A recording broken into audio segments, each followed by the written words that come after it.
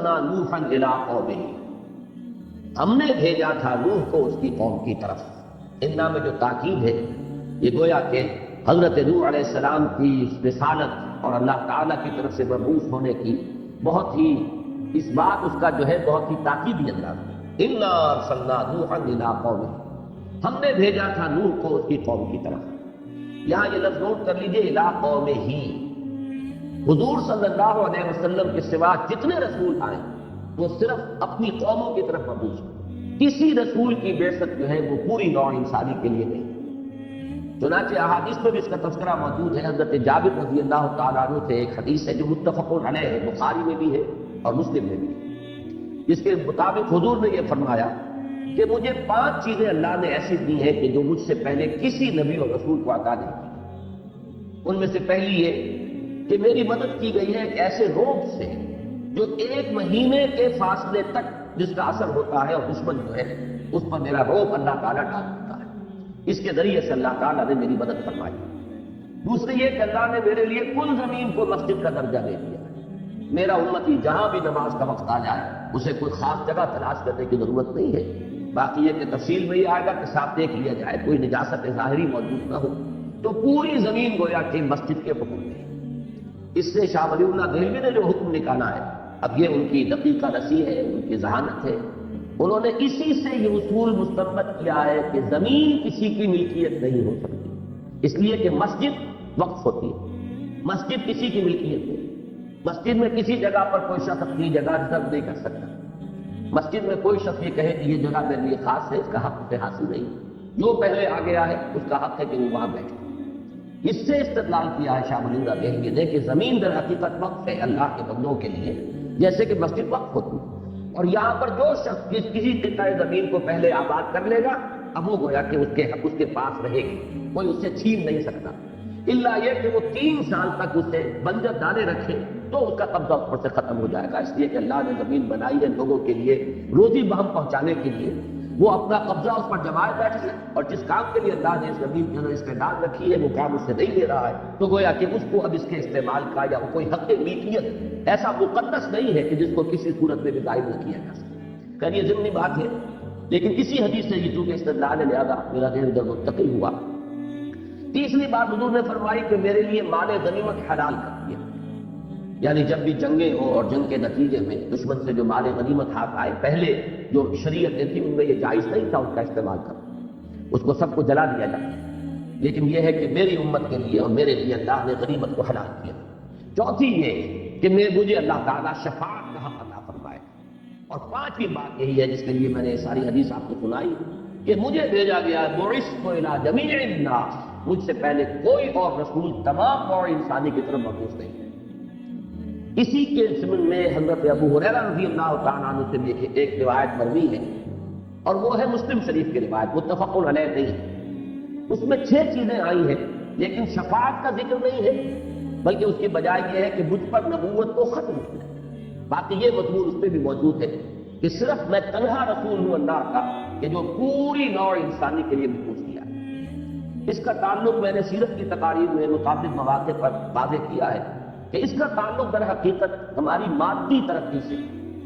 جو physical sciences کا جو ارتقا ہوا ہے اس کے ذریعے سے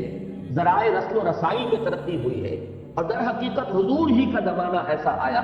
کہ جس وقت کے اس بات کی امکان کی صورت پیدا ہو گئی کہ ایک نبی کی دعوت پوری دنیا تک پھیلائی جا سکے۔ اس سے پہلے ابھی فاصلے اتنے زیادہ تھے، ذرائع رسل و رسائی اتنے نہیں تھے، آمد و رفت کے اتنے امکانات نہیں تھے، لیکن حضور صلی اللہ علیہ وسلم کے عہد مبارک میں چونکہ انسان کی جو یہ ترقی تھی، مادی ترقی اس سٹیج تک پہنچ چکی تھی کہ ایک رسول کی دعوت پوری دنیا تک پہنچائی جا سکتی ہے، لہذا حضور کی جو بعثت ہوئی ہے وہ پوری نوع انسانی کی طرف۔ انا ارسلنا نوحا الی قومہ، ہم نے بھیجا تھا نوح کو اس کی قوم کی طرف، ان انذر قومک من قبل ان یاتیہم عذاب الیم، کہ خبردار کر دو اپنی قوم کو اس سے پہلے کہ ان پر آ ہم کے ایک دردناک عذاب۔ ایک تو لفظ انذار کیونکہ یہ اکثر و بیشتر آتا ہے اور عام طور پر اس کا ترجمہ جو ہے ڈراؤ کر دیا جاتا ہے، اس کے بجائے بہتر لفظ ہے خبردار۔ ڈرانا کسی ایسی شے سے ہوتا ہے کہ جو فی نفسہ ہی خوفناک ہو، خطرناک ہو، مضر ہو، اور انذار در حقیقت خبردار کرنا ہوتا ہے۔ کہ کوئی چیز تمہارے کسی عمل کا ایک نتیجہ برا نکل سکتا ہے تو انہیں پیش کی وارن کر دیا جائے۔ در حقیقت انگریزی کا لفظ وارن جو ہے وہ صحیح ترین مفہوم ادا کرتا ہے انسان کہ خبردار کر دو اپنی قوم کو اس سے پہلے کہ وہ عذاب الہی ان پر آ جائے جس کے کہ گویا کہ وہ مستحق ہو چکے ہیں۔ یہ اصول سورہ بنی اسرائیل میں بیان ہوا ہے، وَمَا كُنَّا مُعَذِّبِينَ حَتَّى نَبْعَثَ رَسُولًا،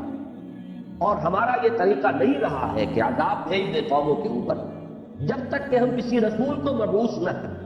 سورہ بنی اسرائیل کے دوسرے رکوع میں آیت نمبر 15، وَمَا كُنَّا مُعَذِّبِينَ حَتَّى نَبْعَثَ رَسُولًا۔ اس کے ضمن میں آج ہی ایک صاحب مجھ سے ملنے آئے تھے، وہ پاکستان کی انٹیلیجنس سروس کے کسی بڑے عہدے سے ریٹائر ہوئے ہیں، کہ طالب جوہری صاحب جو آج کل کچھ مفہم قرآن ٹی وی وغیرہ پر ہوتا ہے اس میں کہیں انہوں نے گل افشانی کی ہے کہ جس تک دعوت نہ پہنچی ہو اسے عذاب نہیں دیا جا سکتا۔ اس پر جب کوئی سوال کیا گیا تو انہوں نے کہا کہ قیامت کا دن چونکہ 50,000 سال کا ہے، لہذا اس وقت ان کو دعوت پہنچا کر اور اس وقت حجت قائم کر دی جائے گی، اور اللہ تعالیٰ کا یہ قانون جو ہے کہ جب تک اتمام حجت نہ ہو عذاب نہ دیا جائے تو اس کی اس طریقے سے تکمیل کی جائے گی۔ اب یہ بات ایک ایسی ہے کہ اپنی جگہ پر نہایت غیر معقول بھی ہے، اس کے لیے کوئی دلیل نہ قرآن میں ہے نہ حضور صلی اللہ علیہ وسلم کے فرمودات میں ہے۔ انہوں نے یہ صاحب جو آئے تھے انہوں نے انہیں خط لکھا کہ آپ نے کیا بات کہی ہے، اس کے لیے کوئی دلیل ہے تو لائیے۔ تو بہت عرصے تک انہوں نے جواب نہیں دیا، اس کے بعد جواب بھی دیا تو بول کر گئے کہ نہ تو اپنی بات کی انہوں نے وضاحت کی، نہ اس کے لیے دلیل پیش کی، نہ اس سے رجوع کیا۔ تو یہ بات اچھی طرح سمجھ لیجئے کہ در حقیقت عذاب دو، ایک عذاب ہے دنیا کا عذاب، یہ جو اصول ہے وَمَا كُنَّا مُعَذِّبِينَ حَتَّى نَبْعَثَ رَسُولًا، یہ ہے دنیا کا عذاب، کسی قوم کو ختم کرتے ہیں نسیم منسیہ، گویا کہ ثابت ہو گیا کہ اس قوم میں اب خیر کا کوئی پہلو باقی نہیں ہے۔ تو جیسے آپ دیکھتے ہیں کہ کوڑا کرکٹ جمع کیا جاتا ہے اور پھر اس کو آگ لگا دی جاتی ہے، ختم کر دیا جاتا ہے، اسی طریقے سے جب کوئی قوم ثابت کر دے کہ اب اس میں کوئی خیر نہیں، کوئی بھلائی نہیں، بلکہ اس درجے اس کی سرشت بگڑ چکی ہے کہ آئندہ نسلوں سے بھی کوئی امید نہیں، یہ بات آئے گی آج حضرت نوح علیہ السلام کی دعا میں۔ تو پھر یہ ہے کہ اللہ تعالیٰ کی طرف سے ایک آخری اتمام حجت کے لیے رسول مبعوث کر کے، اور جب وہ رسول کی دعوت کو قبول کرنے سے انکار کر دیتے تھے تو ان کو نسیم منسیہ کر دیا۔ یہ اس عذاب کا ذکر۔ باقی ہے کہ آخرت کا عذاب، اس میں یقیناً درجہ رہے گا کہ کس شخص تک کس درجے میں اتمام حجت ہوا۔ جن لوگوں تک کسی رسول کی دعوت پہنچی ہی نہیں، اب یہ نہیں کہ وہاں دعوت پہنچائی جائے گی میدان حشر میں، بے تکی بات ہے، وہاں تو ویسے ہی حقائق اس طرح روشن ہو چکے ہوں گے کہ ایمان لانے کے لیے ہر شخص خود بےتاب ہوگا۔ ابو جہل شاید سب سے آگے پڑھ کر ایمان لائے اور فرعون جو ہے وہ سب سے بڑے بلند بانگ انداز میں ایمان لائے، تو وہ بات تو بالکل غیر معقول ہے۔ البتہ جو معقول بات ہے وہ یہ ہے کہ جن لوگوں تک کسی رسول کی دعوت نہیں پہنچی، ظاہر بات ہے کہ ان کا محاسبہ صرف توحید کی اساس پر، اس لیے کہ توحید وہ شے ہے کہ جو فطرت انسانی میں مضمر ہے، جس کا عہد ہم کرتے اس دنیا میں الستو بربکم قالوا بلی، اور اس کے بعد یہ کہ اس کائنات کے چپے چپے میں توحید کے آثار موجود ہیں۔ برگ درختان سب در نظر ہوشیار اور برکت دفتر اصل معرفت کردگار۔ تو انسان اگر تعصب کو ہٹا کر اور تقلیدی ذہن سے آزاد ہو کر اگر ذرا غور کرے گا تو کائنات کا ذرہ ذرہ گواہی دے رہا ہے توحید۔ تو توحید تک جو شخص آ گیا ہے وہ گویا کہ وہاں اگر اس کے پاس کسی رسول کی دعوت نہیں پہنچی تو رسول پر ایمان لانے کا وہ مکلف نہیں ہوگا، البتہ توحید کی بنیاد پر اس کا محاسبہ ہوگا، اور اگر وہ شخص توحید پر قائم ہوگا تو امید ہے اللہ تعالیٰ کے فضل و کرم سے کہ اس کی نجات ہوگی اور اسے جنت میں داخلہ مل جائے۔ اصل وجہ یہ ہے، تو یہاں پر یہ سمجھ لیجئے کہ وَمَا كُنَّا مُعَذِّبِينَ حَتَّى نَبْعَثَ رَسُولًا، اس کا تعلق در حقیقت اس عذاب استیصال سے۔ استیصال یہ لفظ بنا ہے اصل سے، اصل کہتے ہیں جڑ کو، استیصال جڑ سے اکھیڑ دینا، کسی قوم کو جڑ سے اکھیڑ دینا، اس کو بالکل نسیم منسیہ کر دینا، جیسے کہ ان 6 اقوام کا ذکر قرآن مجید میں بار بار آیا، جس کے لیے الفاظ آتے ہیں کالم یغنوا فیہا، ایسے ہو گئے جیسے تھے ہی، لا یری الا مساکنہم، اب ان کے صرف مسکن نظر آ رہے ہیں، محل نظر آ رہے ہیں، جو لوگ ان میں آباد تھے اور رہ رہے تھے وہ نظر نہیں آ رہے۔ یا قطع دابر القوم الذین ظلموا، یہ گویا کہ جڑ کاٹ دی گئی اس قوم کی جس نے شرک اور ظلم کی روش اختیار کی۔ یہ عذاب جو ہے دنیا میں جن اقوام پر بھی آیا ہے، اللہ کا ایک قانون مستقل یہ رہا ہے کہ پہلے اپنے رسول کو بھیج کر اتمام حجت، تاکہ بات بالکل واضح ہو کر سامنے آ جائے وہ رسول جو ہے وہ اپنے کردار کے اعتبار سے بھی ہر شخص کو صبح سے بالا تر، اس کی صداقت اور امانت کی گواہی دشمن بھی دے رہے ہیں، اس کے اوپر کہیں کوئی شبہ کرنے کی کوئی گنجائش نہ ہو، پھر اس کا کردار بھی ایک روشن کتاب کے مانند ہو، پھر وہ اللہ کی آیات پڑھ کر ان کو سنائے، تاکہ پھر ثابت ہو جائے کہ اب بھی جو نہیں مان رہا اس میں خیر کا کوئی مادہ سرے سے موجود نہیں، تب پھر اس قوم کو ہلاک کر دیا۔ تو یہ بات وہی فرمائی گئی، انا ارسلنا نوحا الی قومہ ان انذر قومک من قبل ان یاتیہم عذاب الیم، ہم نے بھیجا تھا نوح کو ان کی قوم کی طرف کہ خبردار کر دو اپنی قوم کو اس سے پہلے کہ ان پر وہ دردناک عذاب آ چکے۔ اب دیکھیے بہت ہی مختصر جو ہے تمہید ہوئی ہے، اس کے فوراً بعد حضرت نوح علیہ السلام کا ذکر شروع ہوا ہے، اور اس میں بھی زیادہ تر جو ہے ان کی فریاد، اس پوری صورت کے اندر جو ہے اس کا اکثر و بیشتر حصہ حضرت نوح علیہ السلام کی فریاد ہے اپنی قوم کے خلاف۔ لیکن یہ کہ بہرحال شروع میں انہوں نے جس انداز میں جس طریقے سے دعوت پہنچائی ہے اس کا نقشہ، اور اس میں ہر داعی دین کے لیے ایک مثال ہے کہ کس جذبے کے ساتھ، کس دل سوزی کے ساتھ، کس طرح گویا کہ آدمی مضطر ہو گیا ہو، اس کو چین نہ پڑ رہی ہو کسی طرح بھی، وہ دعوت پہنچانے میں اپنی امکانی حد تک اپنی تمام مسائل و ذرائع کو اور صلاحیت کو استعمال کر دے اور کھپا دے۔ اس کے لیے گویا کہ بہت عمدہ مثال ہے اس سورہ مبارکہ میں جو حضرت نوح کی ہمارے سامنے آتی ہے۔ قال یا قوم انی لکم نذیر مبین، انہوں نے فرمایا ہے میری قوم میں تمہارے لیے ایک کھلا خبردار کرنے والا ہوں۔ نذیر مبین یعنی یہ کہ میں جو کلام پیش کر رہا ہوں اللہ کی طرف سے، اس کے اندر بھی کوئی ابہام نہیں، کوئی ایج پیچ نہیں۔ جیسے کل ہم نے جمعے میں سورہ کہف کی ابتدائی آیت پڑھی، الحمدللہ الذی انزل علی عبدہ الکتاب ولم یجعل لہ عوجا، کوئی ایج پیچ نہیں، کوئی اس کے اندر ایسا نہیں کہ ایسا کلام جو ذو معنیین ہو وہ کہا جائے۔ اس لیے کہ کاہن قسم کے جو لوگ ہوتے ہیں، جوتشی قسم کے لوگ جو اپنی دکانداری چلاتے ہیں، وہ بڑے ذو معنی جملے کہتے ہیں جس کا مفہوم ادھر بھی نکل سکے ادھر بھی نکل سکے، تاکہ جو بھی نتیجہ برآمد ہو اس کے لیے جسٹیفیکیشن ان کو پہلے سے اپنے ان الفاظ کے اندر موجود رکھ لیں۔ لیکن یہ کہ اللہ کے رسول جو بات لے کر آتے ہیں دو ٹو واضح صریح مبین۔ دوسرے یہ کہ اس میں ذرا کمپیئر کیجئے کہ اصل میں عرب میں ایک رواج تھا، کیونکہ آپ کو معلوم ہے کہ قبائلی زندگی اور ٹرائبل ریٹس ہوتی تھی، ایک دوسرے پر غارت دری کرتے تھے، حملے کرتے تھے، تو سب سے بڑی خبر وہاں یہ ہوتی تھی کہ کوئی قبیلے کا شخص کو اطلاع مل گئی ہو کہ فلاں قبیلہ ہم پر حملہ کرنے والا ہے۔ اب اس کو لیے گویا کہ ایمرجنسی ہوتی تھی کہ جلد از جلد وہ اپنی پوری قوم کو متنبع کر دے کہ وہ تیار ہے۔ اس کے لیے ان کے ایک رواج تھا کہ کوئی شخص جس کے پاس ایسی کوئی خبر پہنچتی تھی، وہ اپنے کپڑے پھاڑ کر اور ننگا ہو کر بالکل عریاں کسی بلند مقام پر کھڑا ہوتا تھا اور چیختا تھا لا صباح، ہائے وہ صبح جو آنے والی ہے۔ اس لیے کہ عام طور پر جنہیں آپ کہتے ہیں small morning small hours of the morning, یہ صبح 2, 3, 4 بجے کا جو وقت ہوتا ہے انتہائی غفلت کا وقت ہوتا ہے، لوگ سوئے ہوتے ہیں، اس وقت وہ پھر آ کر حملہ کیا کرتے ہیں۔ تو ہائے وہ صبح جو آنے والی ہے، بڑی تباہ کن صبح جو آنے والی ہے، تو لوگ دوڑتے تھے اس کی طرف تاکہ معلوم کریں کہ کیا خبر اس تک پہنچی۔ اس لیے کہ آواز ظاہر بات ہے کہ محدود ہوتی تھی کہاں تک پہنچے گی، لیکن نگاہ دور تک جاتی ہے۔ دور سے آدمی جب دیکھتے تھے کہ ایک شخص ننگا کھڑا ہوا ہے کہیں، تو نذیر عریان اس کو کہتے تھے کہ یہ ننگا خبردار کرنے والا، وارن کرنے والا، اور لپکتے تھے اس کی طرف کہ کوئی بڑی اہم خبر ہے۔ اصل میں حضور صلی اللہ علیہ وسلم نے اسی میں اجتہاد سے کام لیا، یہی نعرہ آپ نے لگایا تھا ما صباح، جب آپ کو صفا پر کھڑے ہوئے ہیں، جب حکم آیا تھا کہ فاصدع بما تؤمر، اب آپ ڈنکے کی چوٹ کہیے جو کچھ کہنا ہے۔ اس سے پہلے 3 برس تک حضور نے صرف پرسنل کانٹیکٹ کے ذریعے سے، اسے خفیہ نہ کہیں، انڈر گراؤنڈ نہ کہیں، یہ الفاظ غلط ہے، لیکن صرف پرسنل کانٹیکٹ کے ذریعے سے بات جو ہے آگے بڑھائی تھی۔ لیکن پھر جب حکم ہوا فاصدع بما تؤمر، تب حضور نے یہی شکل اختیار کی، بلندی پر کھڑے ہو گئے کوہ صفا پر، وہاں آپ نے نعرہ لگایا وا صباحا۔ تو گویا کہ ہمیں یہ معلوم ہوا، اس سے اصول یہ مستنبط ہوا کہ جو بھی رواج ہو کسی معاشرے میں، ان میں جو حصہ جو ہے غلط اس کو ترک کر دیا جائے، باقی حصے کو اختیار کیا جائے، اس لیے کہ لوگ اسی سے مانوس ہوتے ہیں، لوگوں کی عادت جو بن چکی ہوتی ہے اسی کے پہلو سے۔ تو حضور نے بھی وا صباحا کا نعرہ لگایا، لوگ جمع ہوئے تو پھر آپ نے اپنی دعوت پیش کی، تو وہ نذیر عریاں۔ تو گویا کہ اسلام میں یا رسولوں کے بارے میں جب یہ لفظ آیا ہے تو یہاں پر رسول مبین، نذیر مبین، واضح طور پر کھول کر خبردار کرنے والا کہ کوئی اشتباہ نہ رہے، کوئی اشکال نہ رہ جائے، کوئی ایچ پیچ والی عبارت نہ ہو، کوئی زومانی جملے میں کہے جا رہے ہو. کہ ہمارے ہاں زومانی جو ہے اصل میں یہ غلط العام ہے. اصل میں تو لفظ ہونا چاہیے زومانیین،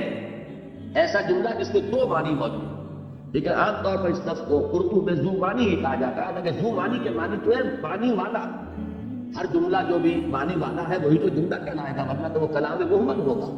کلام مفید تو وہی ہے کہ اس کے اندر معنی ہو، سمجھ میں آئے. لیکن ذو معنیین کو ہمارے ہاں اردو میں ذو معنی کہہ دیا جاتا ہے، تو ان کا کلام جو ہے وہ ذو معنی نہیں ہوتا، بالکل واضح اور صاف. قال یا قوم انی لکم نذیر مبین ان اعبدوا اللہ واتقوہ واطیعون. اس ایک آیت میں 3 الفاظ کے اندر اسلام کی ساری دعوت جو ہے، تمام رسولوں کی مشترک دعوت کا خلاصہ. بندگی کرو اللہ، پرستش کرو اللہ. بندگی اور پرستش یہ 2 الفاظ ہیں فارسی کے، جمع کریں گے تو عربی کا عبادت ہے. بندگی میں اطاعت ہے، زندگی آمد برائے بندگی، زندگی بے بندگی شرمندگی. یہ شیخ سعدی نے گویا کہ اس آیہ مبارکہ کی ترجمانی کی ہے کہ وما خلقت الجن والانس الا لیعبدون. میں نے جنوں اور انسانوں کو صرف اسی لیے پیدا کیا ہے کہ وہ میری بندگی کریں، میری عبادت کریں. تو یہاں وہ بندگی کا لفظ ہے کہ زندگی آمد برائے بندگی، زندگی بے بندگی شرمندگی. بڑا پیارا شعر ہے، اس میں صوتی آہنگ بھی ہے. لیکن یہ ہے کہ محض بندگی جو ہے وہ عبادت کے مفہوم کو پورا نہیں کرتی، جبکہ اس کے ساتھ پرستش میں آپ کو معلوم ہے کہ محبت، عقیدت، تعظیم، پرستار کسی شے کا ہونا اور اسی کا وہی اس کا مطلوب بن جانا. دولت کا پرستار، دولت پرست، وطن پرست، قوم پرست. اب یہ تمام پرستش کے الفاظ جو آتے ہیں، تو پرستش اور بندگی کو جمع کر دیجئے تو لفظ عبادت بنے. ان اعبدوا اللہ، بندگی اور پرستش کو خالص کر دو اللہ کو. واتقوہ، اور اس کے ساتھ ہی آیا اس کا تقویٰ اختیار، اس کی فرما برداری اختیار، کہیں بھی اس کے حکم کے خلاف کوئی حرکت تمہاری نہ ہو. واطیعون، یہ ہے پھر تیسرا پہلو. 2 حصے کو ہو گئے جو اللہ تعالیٰ کے ساتھ تعلق ہے انسان کا، اور ایک یہ تیسرا جو ہے یہ تعلق ہے رسول کے ساتھ. اطیعون، اطاعت کرو میری. یعنی یہ دوسرا لازمی حصہ رہا ہے تمام انبیاء کرام کی دعوت، تمام رسولوں کی دعوت، کہ تم میری اطاعت کے پابند ہو، تمہیں میری اطاعت کرنی ہو. جیسے کہ حضور صلی اللہ علیہ وسلم کے ذمن میں بار بار آیا ہے وَمَن يُطِعِ اللَّهَ وَمَن يُطِعِ الرَّسُولَ فَقَدْ أَطَاعَ اللَّهَ. جو رسول کی اطاعت کرتا ہے وہ اللہ کی اطاعت کرتا ہے. وَمَا أَرْسَلْنَا مِن رَّسُولٍ إِلَّا لِيُطَاعَ بِإِذْنِ اللَّهِ، اور ہم نے نہیں بھیجا کسی بھی رسول کو مگر اس لیے کہ اس کی اطاعت کی جائے اللہ کے حکم سے. تو معلوم یہ ہوا کہ رسول کی اطاعت، اور یہ میں نے سورہ نساء کے درس کے دوران کئی مرتبہ واضح کیا، چونکہ وہ منافقین کا جو مضمون ہے سورہ نساء میں بہت ہی تکرار کے ساتھ اور اعادے کے ساتھ اور وضاحت کے ساتھ آیا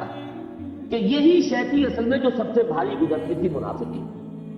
کہ یہ ہم جیسے انسان ہیں، جیسے 2 ہاتھ ہمارے، 2 ہاتھ ان کے، 2 آنکھیں ہماری، 2 آنکھیں ان کی، ان کی اطاعت کیوں ہم پر لازم؟ ہم اللہ کو ماننے کو تیار ہیں، اللہ کی بندگی کریں گے، اللہ کی اطاعت کریں گے، لیکن یہ کہ شخصاً رسول کی اطاعت یہ بڑی شان ہے. اور اس میں یہ بات مان لینی چاہیے کہ واقعتاً ہمارے لیے وہ مشکل نہیں ہے جتنی کہ اس وقت کے لوگوں کے لیے مشکل ہے. ہمارے لیے حضور شخصاً موجود نہیں ہے اس وقت، وہ تو جیسے اللہ کی اطاعت ویسے رسول کی اطاعت. ہمارے لیے رسول بھی ایک گویا کہ ادارے کی حیثیت رکھتے ہیں، ایک انسٹیٹیوشن کے، اللہ کا کلام، اس کے رسول کا فرمان. وہ شخص محمد صلی اللہ علیہ وسلم وہ تو ہمارے سامنے نہیں. وہاں کے لوگوں کی دقت یہ تھی کہ ان کے سامنے کچھ نظر تو آ رہے تھے کہ وہی 2 ہاتھ ان کے بھی ہیں، وہی 2 آنکھیں ان کی ہیں، 2 کان ان کے ہیں، پھر کسی کے یہ بھتیجے ہیں، کسی کے یہ چچا ہیں، کسی کے شوہر ہیں، کسی کے باپ ہیں. معلوم یہ ہوا کہ تمام ہمارے معاشرے کے اندر گزرے ہوئے ہیں رشتوں کے حساب سے. تو اب اپنے جیسے انسان کی اطاعت کیسے؟ یہ ہے در حقیقت کی جو بہت شان گزرتی تھی اور بڑے گہرے یقین اور ایمان کی ضرورت تھی، جس میں کہ انتہا کا مقام جو نظر آتا ہے بلند ترین محمد ہے ابو بکر صدیق کا رضی اللہ تعالیٰ عنہ. جس طرح انہوں نے اپنے آپ کو گم کیا ہے حضور کی شخصیت. معلوم ہوتا ہے کہ کہیں کوئی رائے پوری زندگی میں، پوری سیرت آپ پڑھ جائیے، حضرت عمر کو بھی کبھی کبھی کسی معاملے میں اجتماع ہو جاتا تھا، جیسے کہ صلح حدیبیہ کے وقت ہو گیا ہے اور مختلف مواقع پر. لیکن اور اسی طریقے سے حضرت عمر کی رائے جو ہے مختلف تھی اسیران بدر کے معاملے میں، لیکن وہاں بھی حضور کے ساتھ بریکٹڈ ہے حضرت ابو بکر رضی اللہ تعالیٰ. انہوں نے گویا کہ اپنے آپ کو بالکل ضم کر دیا، گم کر دیا تھا حضور صلی اللہ علیہ وسلم کی شخصیت مبارکہ میں، کہ جو آپ کی سوچ ہے وہی میری سوچ ہے، جو آپ کی پسند ہے وہی میری پسند ہے، جو چیز آپ کو ناپسند ہے وہی مجھے ناپسند ہے. تو یہ جو اطاعت ہے در حقیقت یہ ہے پیمانہ کہ کس درجے میں رسول کے ساتھ حقیقی ایمان کا تعلق موجود ہے. اور یہ جیسا کہ میں عرض کر چکا ہوں جزو لازم لا الہ الا اللہ محمد رسول اللہ. صرف یہ کہ اللہ کا کہنا ماننا اور اللہ کی اطاعت اور پرستش اس سے کام نہیں بنے گا جب تک کہ اطاعت رسول صلی اللہ علیہ وسلم وہ بھی اس کے ساتھ موجود نہ ہو. ان اعبدوا اللہ واتقوہ واطیعون یغفر لکم من ذنوبکم. اللہ تعالیٰ معاف فرما دے گا تمہارے لیے تمہارے کچھ گناہ. یہاں ذرا نوٹ کر لیجئے کہ من ذنوبکم پر بحث کرنی پڑی ہے مفسرین کو کہ یہاں من کیوں لایا گیا. یغفر لکم ذنوبکم بات پوری ہو جاتی تمہارے گناہ بخش دے گا. اب یہ من بعض حضرات نے کہا یہ زائد ہے یعنی لفظاً تو یہاں ہے لیکن اس کے معنی نہیں کیے جائیں گے یہ لفظ زائد ہے. لیکن یہ کہ مجھے ان حضرات سے اتفاق ہے جو کہتے ہیں قرآن مجید میں کوئی لفظ زائد نہیں ہے. یہ در حقیقت ہمارا قلت تدبر ہے کہ کوئی بات ہماری سمجھ میں نہیں آئی تو ہم نے کسی لفظ کو زائد کہہ دیا. حالانکہ کوئی لفظ قرآن مجید کے اندر زائد نہیں ہے. جو بھی ہے وہ ٹھیک ہے اپنی جگہ پر بامانی ہے لازم. جیسے کہ غالب نے کہا ہے کہ گنجینہ معنی کا طلسم اس کو سمجھیو جو لفظ کے غالب بنے اشعار میں آوے. یہ نہیں کہ یہ خامخواہی آ گیا ہے یا برائے بیت آ گیا ہے یا وزن پورا کرنے کے لیے آ گیا ہے. تو قرآن مجید کی شان سے یہ شے فروتر ہے کہ یہ تصور کیا جائے کہ اس میں کوئی لفظ آئی. لیکن اس کے بعد پھر بعض حضرات نے کہا ہے کہ یہ امن کے معنی میں ہے. وہ بات بھی تو وزنی نہیں بنتی. اگرچہ اصول یہ ہے کہ یہ حروف جار جو ہیں وہ اکثر ایک دوسرے کی جگہ پر استعمال کر لیے جاتے ہیں لیکن یہ کہ یہاں بھی وہ کوئی بامانی بات نہیں بن رہی. لیکن یہ کہ ایک رائے یہ ہے کہ یہ من بیانیہ ہے. یہاں پر جیسے کہ وَلْتَكُن مِّنكُمْ أُمَّةٌ يَدْعُونَ إِلَى الْخَيْرِ میں تفصیل سے بیان کر چکا ہوں کہ اس کے بارے میں دو رائے ہیں. من بیانیہ ہے اور ایک ہے من تبعیضیہ کہ کچھ اس میں سے کوئی حصہ مراد ہے. جبکہ من بیانیہ کے اندر وہ تمام ہی کی وضاحت کے لیے لفظ آتا ہے کہ یہ تمہارے جن سے گناہ جو ہیں تمہارے جو معاصی ہیں وہ کل کے کل معاف کر دیے جائیں گے. اس لیے کہ یہ من تبعیضیہ نہیں. ایک رائے یہ ہے اس پر مولانا امین احسن اصلاحی صاحب بھی جازم ہیں اور میں نے یہ دیکھا کہ تفسیر مظہری کے مصنف جو ہے قاضی ثناء اللہ پانی پتی انہوں نے بھی اس کو من تبعیضیہ ہی مانا ہے کہ اس میں بات مراد ہے. اصلاحی صاحب نے یہ مراد لی ہے کہ اس سے مراد ہے اسلام لانے سے پہلے کے گناہ.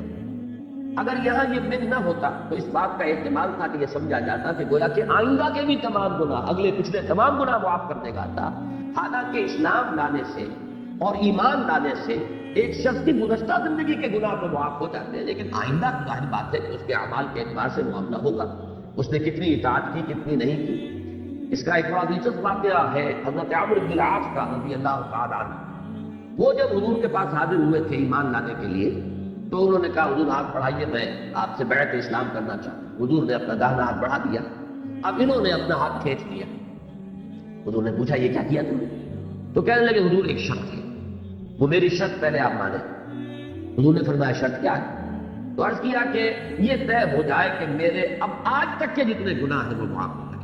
تو حضور نے فرمایا یہ تو ہے ہی ہے. 3 اعمال ایسے ہیں کہ جن کے نتیجے میں سابقہ زندگی کے تمام گناہ معاف ہو جائیں. ایک کفر سے اسلام میں ہے. نمبر 2 ہجرت جو خالص اللہ کے دین کے لیے اپنے مکان کو اپنے وطن کو چھوڑ کر ہجرت کرتا ہے. اور تیسرے حج مبرور وہ حج تو خالص ہو اور وہ اللہ کے یہاں قبول ہو جائے وہ بھی تمام سابقہ گناہوں کے لیے تلافی کا ذریعہ بن جاتا ہے. تو پھر انہوں نے بیعت کی کہ حضور کا یہ تو ہے اس میں تمہیں خامخواہ کاہے کا اندیشہ ہے. یہ کوئی شرط عائد کرنے کی ضرورت نہیں کہ اس میں یہ تو فی الواقع ہے کہ یہ 3 افعال ایسے ہیں کہ جن سے سابقہ زندگی کے تمام گناہ معاف ہو جاتے ہیں. تو ایک رائے تو اصلاحی صاحب کی تو یہ ہے. لیکن دوسری رائے جو ہے مجھے وہ زیادہ قوی معلوم ہوتی ہے قاضی ثناء اللہ پانی پتی رحمۃ اللہ علیہ کی کہ انہوں نے یہ کہا ہے کہ گناہوں میں ایک تقسیم ہے کہ ایک گناہ ہے حقوق العباد اور ایک گناہ ہے حقوق اللہ. حقوق اللہ کے جتنے بھی گناہ ہیں جو کوتاہیاں ہیں جو بھی تقصیر ہے وہ سب تو معاف ہو جائیں گے. لیکن حقوق العباد کا معاملہ تو کسی صورت میں بھی معاف نہیں ہو سکتا جب تک کہ یا تو جو بھی ایگریوڈ پارٹی ہے جس پر زیادتی کی گئی ہے جس پر ظلم ہوا ہے یا تو وہ معاف کرے اور یا اس کو کمپنسیشن دلوائی جائے گی قیامت کے دن. جیسے کہ ایک حدیث بڑی پیاری ہے اور بڑی ہی نصیحت آموز ہے کہ حضور نے ایک مرتبہ صحابہ سے پوچھا اتدرون من المفلس کیا آپ لوگ جانتے ہیں مفلس کون ہے؟ اور جواب کیا ہو سکتا تھا؟ صحابہ نے عرض کیا کہ المفلس عندنا من لا درہم له ولا دینار حضور ہم تو مفلس اسی کو سمجھتے ہیں جس کے پاس روپیہ پیسہ نہیں، دینار اور درہم نہیں۔ آپ نے فرمایا نہیں، میری امت کا مفلس وہ شخص ہوگا جو قیامت کے دن جب حاضر ہوگا میدان حشر میں تو نمازوں کی بھی بڑی سی مقدار لے کر آئے گا، روزے بھی ہوں گے اور حج بھی ہوں گے اور عمرے بھی ہوں گے، لیکن وقد شتم ھذا وقذف ھذا واکل مال ھذا، فلاں شخص کو اس نے گالی دی تھی، فلاں شخص کی عزت پر حملہ کیا تھا، فلاں شخص کا مال ہڑپ کر گیا تھا۔ یعنی حقوق العباد جو ہے ان کو جو تلف کیا تھا تو وہ مدعی آ جائے۔ کوئی کہے گا پروردگار اس نے مجھ پر یہ ظلم کیا، اللہ کہے گا اچھا اس کی نمازیں اس کو دے دو۔ ابھی کوئی دوسرا آ جائے گا پروردگار اس نے میرا مال ہڑپ کیا ناجائز طریقے سے، اللہ فرمائے گا کہ روزے اس کو ادا کرو، تمام اس کے نیک اعمال ختم ہو جائیں گے اور مدعی ابھی باقی ہو، تو پھر ان کے گناہ اس کے حساب میں درج ہونے شروع ہوں گے کہ اور تو کوئی چیز ہے نہیں، کوئی کرنسی نہیں ہے سوائے اعمال، اعمال ہی سے مبادلہ ہوگا۔ یہاں تک کہ حضور نے فرمایا کہ وہ شخص دوسروں کے گناہوں کے بوجھ تلے دب کر جہنم میں ڈال دے، وہ نمازیں اور روزے اور حج اور عمرے جو ہے اسے بچا نہیں سکیں گے اگر حقوق العباد کے معاملے میں اس سے یہ ہوتا ہے۔ تو میرے نزدیک قاضی ثناء اللہ پانی پتی رحمۃ اللہ علیہ کی یہ بات زیادہ مسنی ہے کہ در حقیقت یہ تقسیم تو ہر حال میں ہے کہ حقوق اللہ اور حقوق العباد ہے۔ تو یغفر لکم من ذنوبکم، اللہ تعالیٰ تمہارے گناہوں میں سے کچھ کو معاف فرما دے، اور یہاں پہ گویا کہ مراد اسلائی صاحب کے نزدیک یہ ہے کہ جو اب تک کے گناہ ہے وہ معاف فرما دے گا، اور قاضی ثناء اللہ پانی پتی رحمۃ اللہ علیہ کی رائے کے نزدیک جو حقوق اللہ میں تم سے کوتاہیاں تاحال ہوئی ہے آج تک وہ معاف کر دیتا ہے۔ وَيُؤَخِّرْكُمْ إِلَىٰ أَجَلٍ مُّسَمًّى، اس میں بھی ایک واقعہ حضرت عمر رضی اللہ تعالیٰ عنہ کا آتا ہے بہت اہم، کہ ایک مرتبہ وہ قحط کی کیفیت تھی تو نماز استسقاء کے لیے قوم کو لے کر آپ باہر نکلے، لیکن جب دعا آپ نے کی تو اس میں صرف استغفار کیا، بارش کے لیے دعا نہیں کی۔ تو اب لوگوں نے کہا کہ آپ نے کیا کیا، ہم تو آئے تھے یہاں بارش کی دعا کرنے۔ تو آپ نے فرمایا کہ در حقیقت استغفار ہے جو روک لگا، جو ہمارے گناہ ہے وہ ہے کہ جو رحمت خداوندی کو روکے ہوئے ہیں۔ اب جب ہم استغفار کر رہے ہیں اس میں بھی آگے چل کر آ جائے گا، یرسل السماء علیکم مدرارا، اللہ تعالیٰ آسمان کو تم پر چھاجوں برستا ہوا می جو ہے وہ اس شکل کے اندر جو اللہ تعالیٰ تم پر رحمت نازل فرمائے گا، اور یہ ہے صرف مغفرت کا نتیجہ۔ تو یہاں پر بھی وہی ہے کہ اگر تم ایسا کرو گے یغفر لکم من ذنوبکم،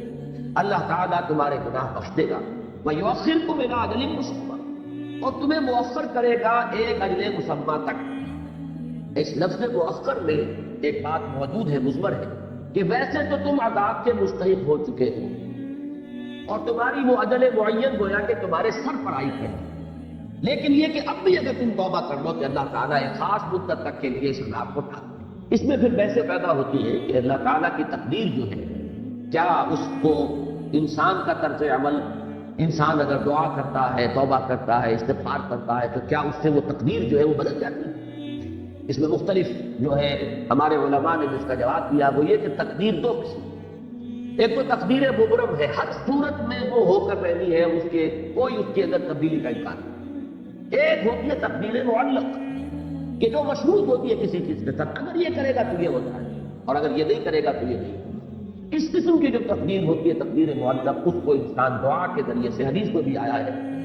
لا يرد القضاء الا بالدعاء، نہیں لوٹایا جا سکتا اللہ کا فیصلہ مگر دعا کے ساتھ۔ تو دعا کے اندر اللہ تعالیٰ نے اتنی تاثیر رکھی ہے خلوص اور اخلاص کے ساتھ۔ استغفار بھی دعا ہی کی ایک شکل ہے، اللہ تعالیٰ سے اپنے گناہوں کی بخشش کی درخواست۔ تو اس کے نتیجے میں یہ ہے کہ وہ عذاب اگر تم نہیں کرو گے استغفار،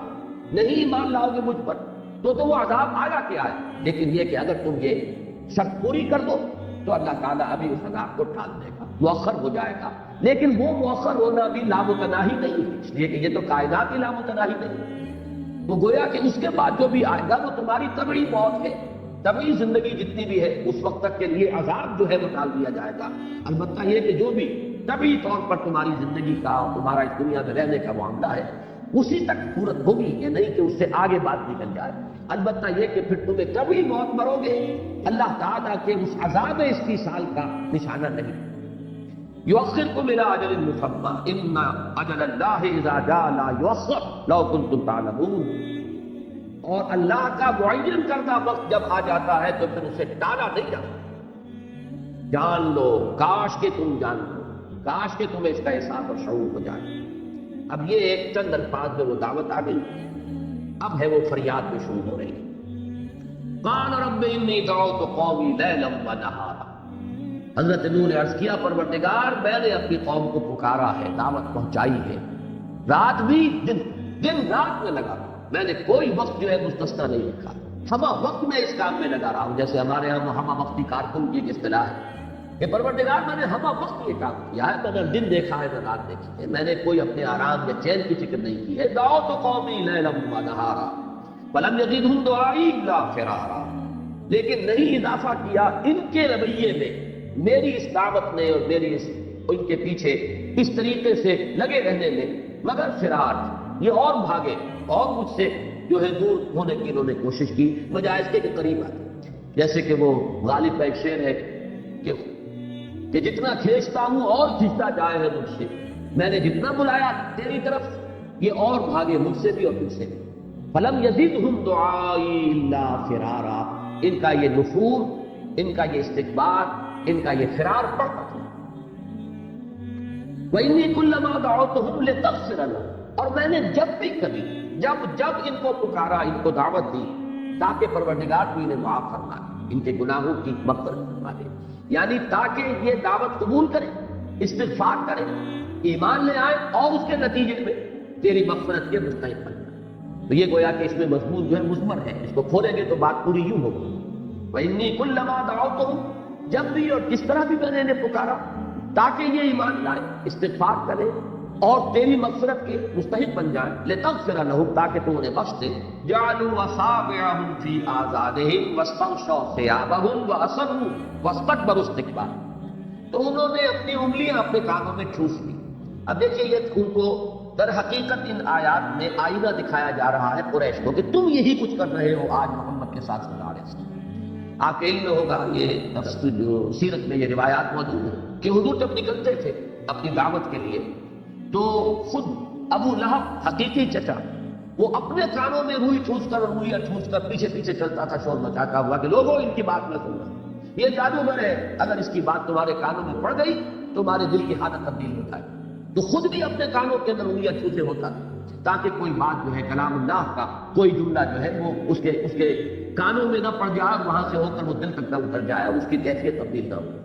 تو در حقیقت یہ تصویر ہے اس معاشرے کی اور وہ طرز عمل کے جو اس وقت لوگ حضور صلی اللہ علیہ وسلم کے ساتھ روا رکھتے ہیں، اور جس کے نتیجے میں کہ وہ بات میں نے عرض کی ہے سأل سائل بعذاب واقع، حضور صلی اللہ علیہ وسلم نے بھی ان کے اس طرز عمل سے مایوس ہو کر گویا کہ اللہ تعالیٰ سے یہ درخواست کی کہ پروردگار اب انہوں نے ٹھکرانے کا، انکار کرنے کا، اعراض کا آخری جو ہے وہ حق ادا کر دیا ہے، لہذا اب یہ مستحق ہو چکے ہیں عذاب۔ وَإِنِّي كُلَّمَا دَعَوْتُهُمْ لِتَغْفِرَ لَهُمْ جَعَلُوا أَصَابِعَهُمْ فِي آذَانِهِمْ وَاسْتَغْشَوْا ثِيَابَهُمْ، انہوں نے اپنے کانوں میں اپنی انگلیاں ٹھوس لی اور اپنے کپڑے اپنے اوپر اوڑھ لیے، لپیٹ لیے۔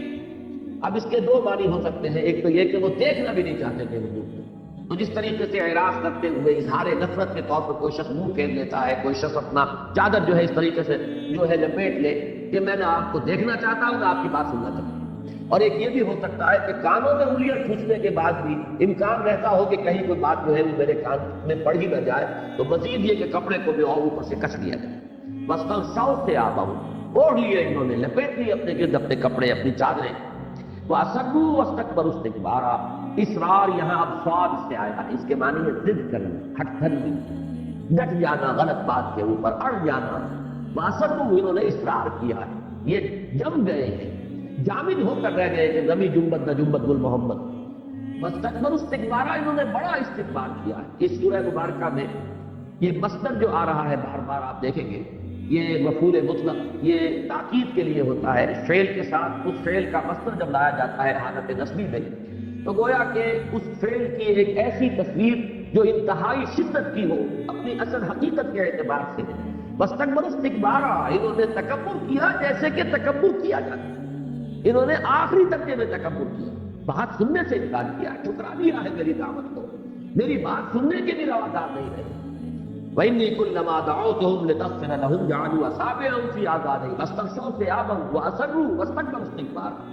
ثُمَّ إِنِّي دَعَوْتُهُمْ جِهَارًا ثُمَّ إِنِّي أَعْلَنتُ لَهُمْ وَأَسْرَرْتُ لَهُمْ إِسْرَارًا،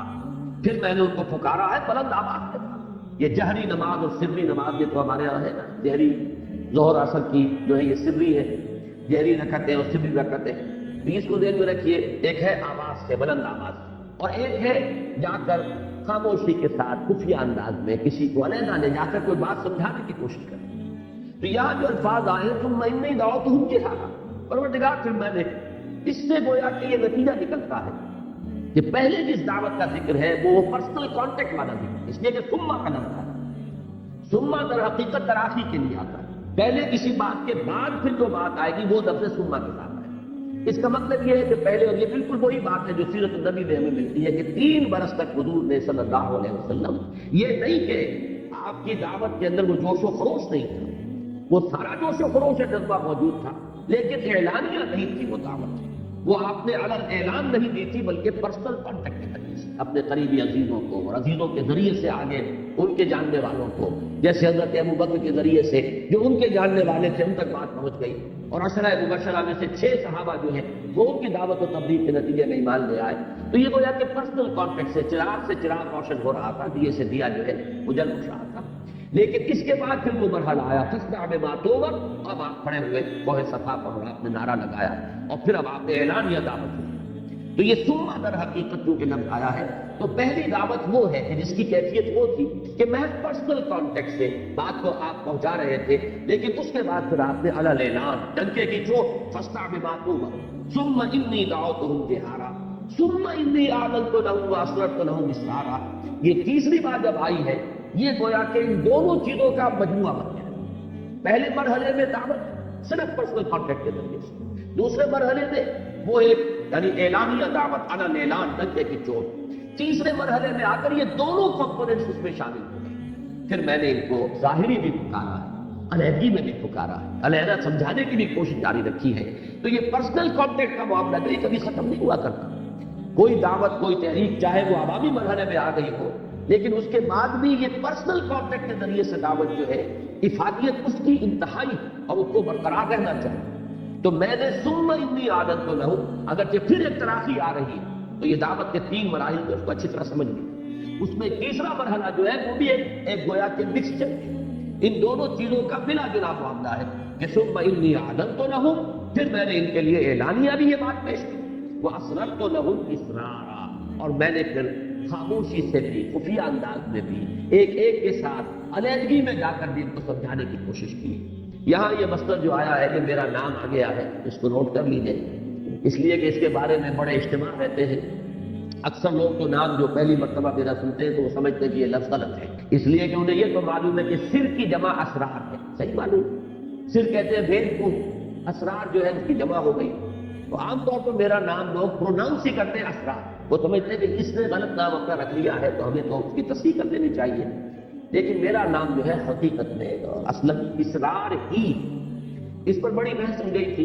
یہ سن 82-83 میں جب بڑی کنٹروورسی چل رہی تھی میری ذات کے حوالے سے، وہ خواتین کا معاملہ،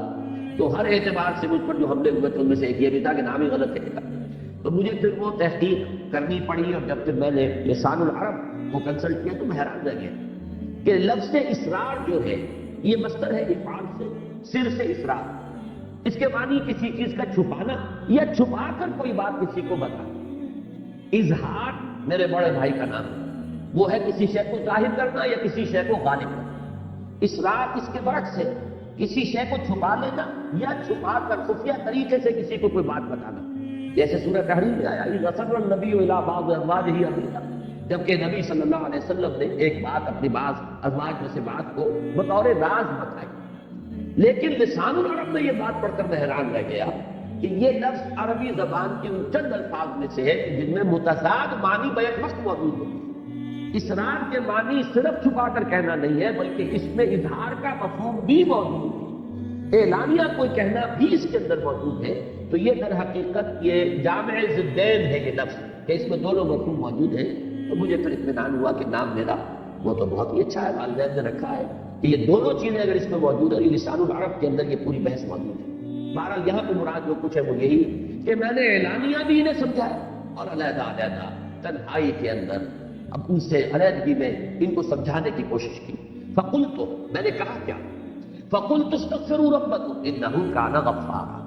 میں نے ان سے کہا اپنے رب سے استغفار کرو. ظاہر بات ہے استغفار سے پہلے ایمان لانا پڑتا، اپنے رب سے استغفار کرو. اس میں عذر ہے، ایمان، اس کی توحید کا اقرار کرو، یہ بت پرستی ترک کرو. انہ کان غفارا، بہت اہم بات ہے جو اس کے اندر مضمر ہے، وہ بہت ہی معاف کرنے والا ہے۔ اس لیے کہ یہ سارا مشرکانہ نظام جو دنیا میں بنتا رہا ہے، اس کے در حقیقت جو انڈر لائن اس کی فلسفی ہے، اس کی بنیاد کے اندر جو فکر کام کرتا ہے وہ یہ ہے کہ اللہ کو بہت دور ہے، بہت دور ہے، وراء الورا ثم وراء الورا، ہم بڑے پستی کے مکین ہیں، ہم تو ہیچ ہیں، ہماری بات تو وہاں تک پہنچ نہیں سکتی، کوئی سفارشی درکار ہے، کوئی درمیانی ایسے وسیلے ہو کہ وہ ہماری سفارش کریں۔ اس حوالے سے وہ سارا نظام چلتا ہے کہ وما نعبدهم الا ليقربونا الى الله زلفى،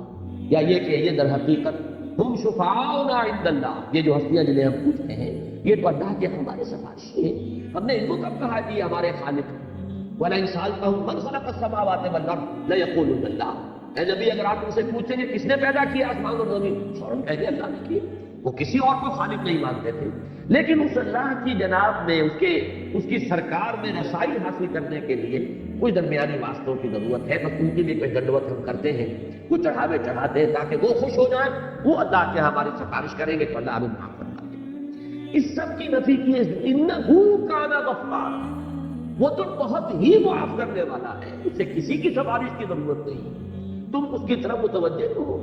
ہم تو مائل میں کرم ہے، کوئی سائل ہی نہیں، راہ دکھلائے کسے رحمت منزل ہی نہیں۔ جیسا کہ وہ حدیث میں آتا ہے کہ ہر رات آخری حصے میں اللہ تعالیٰ سمائے دنیا تک نزول فرماتے ہیں،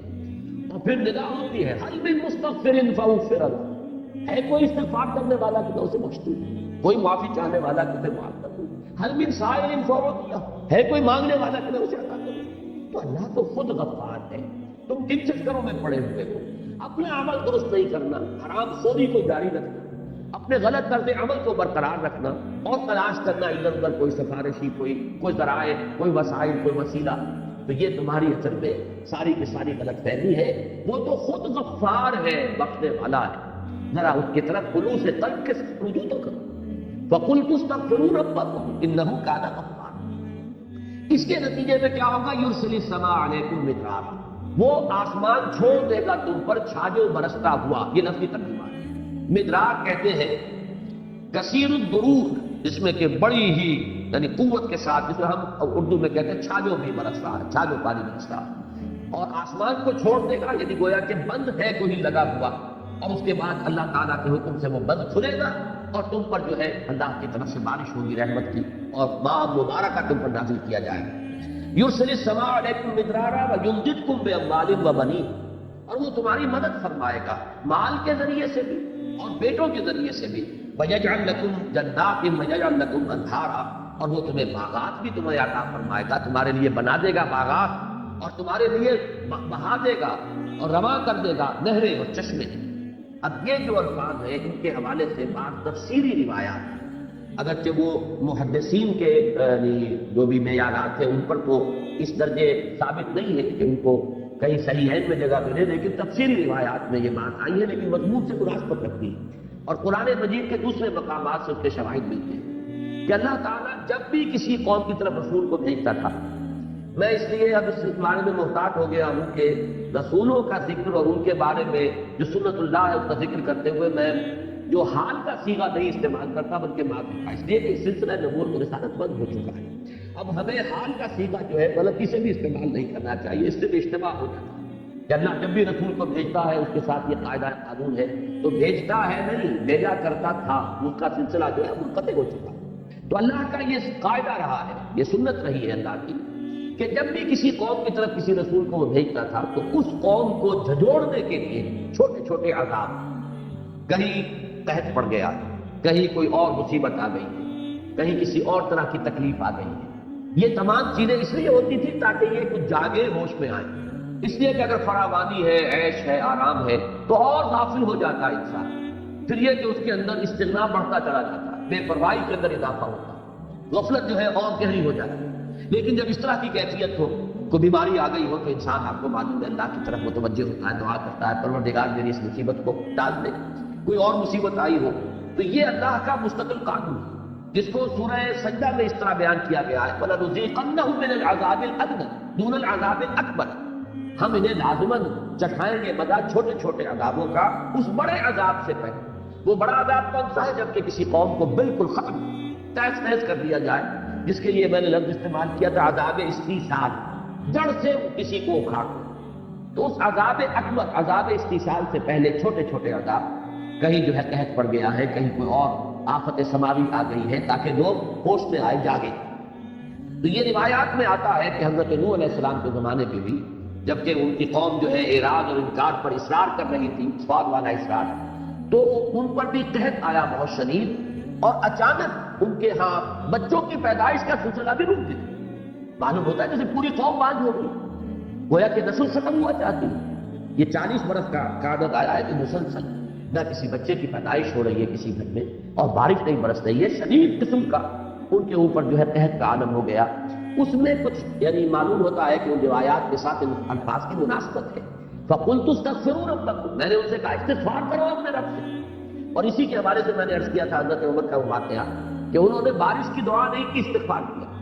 جب لوگوں نے کہا کہ آپ آئے تو تھے بارش کی دعا کریں، تو آپ نے فرمایا استغفار ہی تو ہے، اور یہی آیت پیش کی کہ در حقیقت یہ جو ہمارے گناہ ہیں، ہماری خطائیں ہیں، کوتاہیاں ہیں، وہی تو روک بن جاتی ہیں اللہ تعالیٰ کی رحمت کے راستے میں۔ اگر اللہ بخش دے ان گناہوں کو تو گویا کہ وہ راستہ جو رحمت کا وہ کھل جائے گا، اور پھر ہمیں اللہ تعالیٰ ہماری تمام ضرورت کی چیزیں وہاں پہنچائے گا۔ تو فرمایا فَقُلْتُ اسْتَغْفِرُوا رَبَّكُمْ إِنَّهُ كَانَ غَفَّارًا يُرْسِلِ السَّمَاءَ عَلَيْكُمْ مِدْرَارًا، اگر تم یہ کرو، استغفار کرو، پلٹو، رجوع کرو اپنے رب کی جناب میں، تو اللہ تعالیٰ یہ جو بند لگا ہوا ہے، اس لیے یرسلو کا لفظ میں نے عرض کیا تھا جیسے کہیں بندش ہو اس کو کھول دیا جائے، تو یرسل السماء علیکم مدرارا، یہ جو بندش لگی ہوئی ہے، بارش نہیں ہو رہی ہے، اللہ اس بندش کو توڑ کر اور تم پر چھاجو بارش برسائے گا۔ وَيُمْدِدْكُمْ بِأَمْوَالٍ وَبَنِينَ، اور تمہیں مال سے بھی نوازے گا اور اولاد سے بھی نوازے گا۔ یہ تمہارے ہاں یہ سلسلہ بھی جو رک گیا ہے، اس کے لیے اللہ تعالیٰ جو ہے اس سلسلے کو